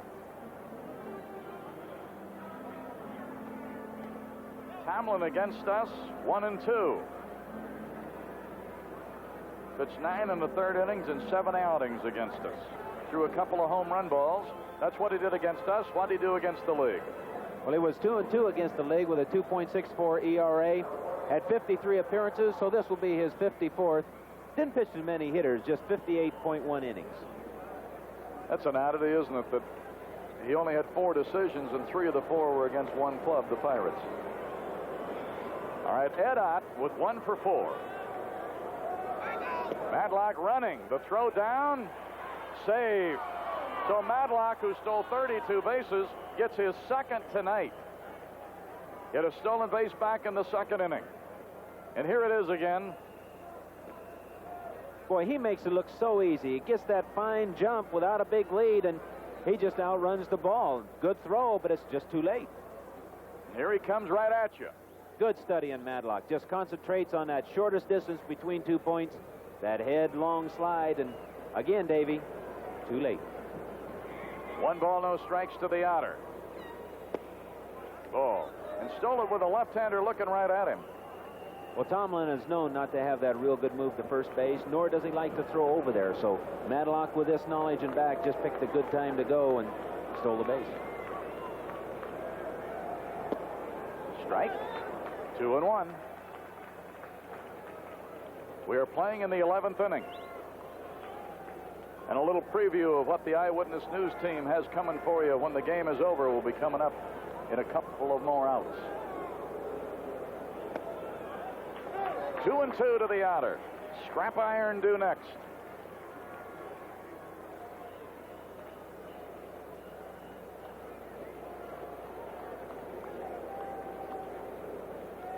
Tomlin made the outer wait a little too long, so you see he's going to play the little cat and mouse game right back.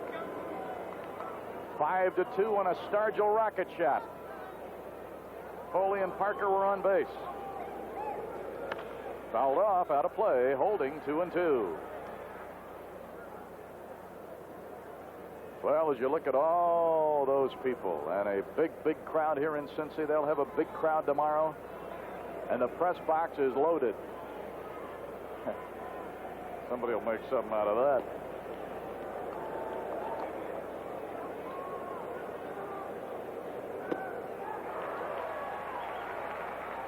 Strikeout number 1 for Tomlin. Of course, the only man is faced. That's the 7th strikeout of a Pirate, and brings up Garner, who's had a home run and a single, 2 for 4. Dave Tomlin, their third pitcher. And now, with a base open and Garner due and the pitcher due up after that, maybe some discussion here as to what they do with Garner. Well, there's some discussion, but I really don't think there's any other move than to walk Garner and go ahead and pitch to our pitcher. And I'm sure that we're not going to pinch hit for Buck because he's done such a good job in relief. I really believe McNamara's not going to mess around. So Johnny McNamara, who guided the Reds back into the top spot in the National League West, had his conference. And Garner, while they were doing that, went back to work on the bat handle, but it'll be all for naught because they're going to throw 4 wide ones to him.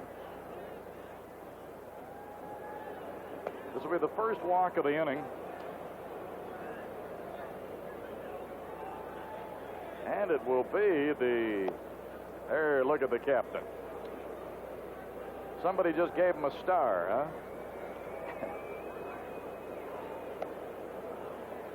This is only going to be the 3rd Pirate to walk in the game. Seaver walked Parker and Stargell back-to-back in the 3rd inning. Then that was when he wasn't getting those calls that we talked about. Then he didn't walk anybody the rest of the way. Hume didn't walk anybody. So the big lovable bear right there, huh? There he is, and Star, name contained in his name. And if there's ever been a finer player, all-around man, I'd like to meet him. All right, runners first and second, 2 away. Jackson swings and loops a little foul down the right side.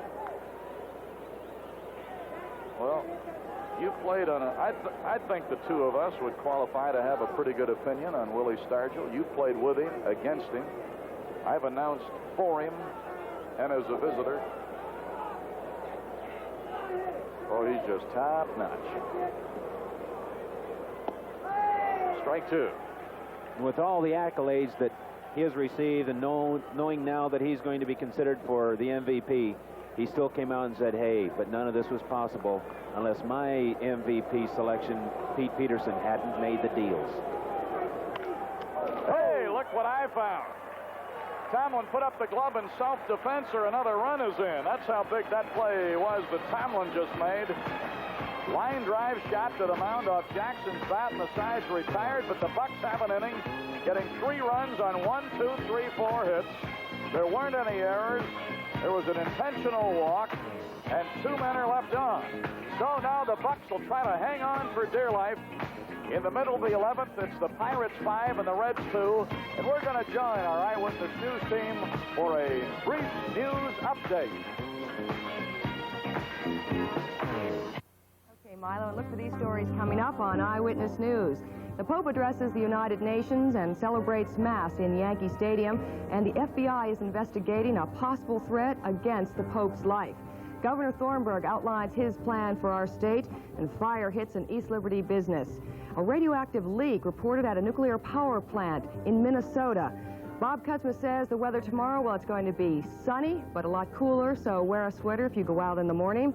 And Eddie Alexander, well, Eddie is in Cincinnati at this time, and he's going to be giving us live reports from Riverfront Stadium right after Pirate baseball.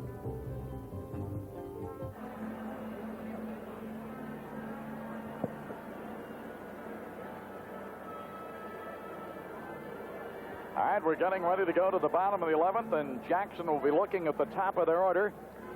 And thanks to Patty Burns for bringing us up to date with a news update, a little preview of what they'll all be bringing you when this ball game is over. And we only need 3 more outs to get that Eyewitness News team in motion as the Pirates lead 5-2. Reminiscent a little bit of a game that had me walking the floor if I could have been walking that night up in Montreal. And we've got a new left fielder and a new second baseman. Robinson, 28 in left, Stennett, number 6 at second, and Garner has moved over to short. Those are the changes necessitated by having the pinch runner for Tim Foley.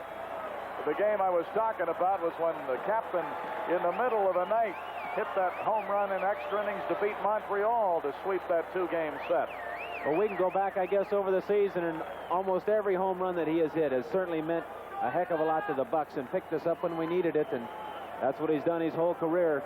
He's been so reliable, and when we've needed him, he's certainly been there, that most sturdy pillar in the Buck fortress. He likes to refer to himself as the Big Oak.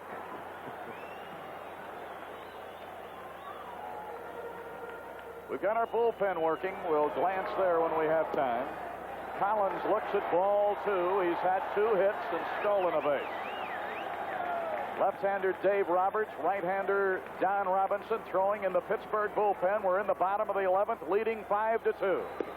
In for a strike, and it's 2-1. Jackson came on in the 10th and got him 1-2-3. So the runs belong to Buck. He's hoping to make the Buck stop here as he works against the top of their order. 2-1 pitch. Ball 3.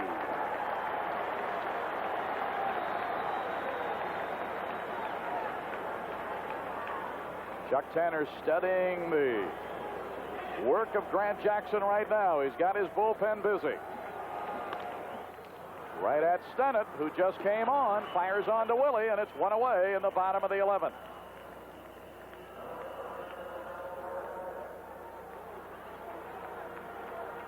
Rennie Stennett hadn't been playing that much, but really communicating there. He wanted to make sure that he was on the wavelength with the other people around him. Well, he's been there before. He's one of the guys on our ball club that has playoff and championship experience. Paying off there. He's making sure he knows what's going on. Morgan's 0 for 3, walked the last time up. Ball from Jackson to Morgan.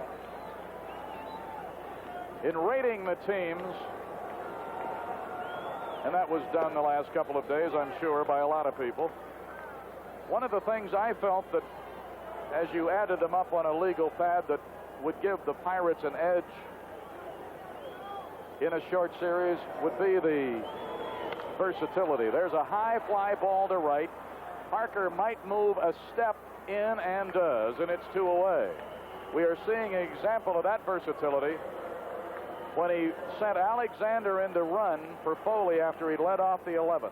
How many teams can gamble on sending their first-string shortstop down in extra innings and pinch running for him without knowing, like Chuck Tanner, that he can make the moves that he did, putting Scrap over there, bringing Stennett in, and then making another change to put Robinson in and left for John Milner. And a strike is called to Concepcion. So I think the bench that we talk about, the versatility is part of that. There is a liner into right field, a 2-out single for Concepcion. His second hit. First hit off Jackson. He'd retired 5 in a row. That is hit number 7 for the homestanding Reds. The Pirates have out hit him 10-7, leading the score 5-2. A ball away and a little up. Concepcion handles very well.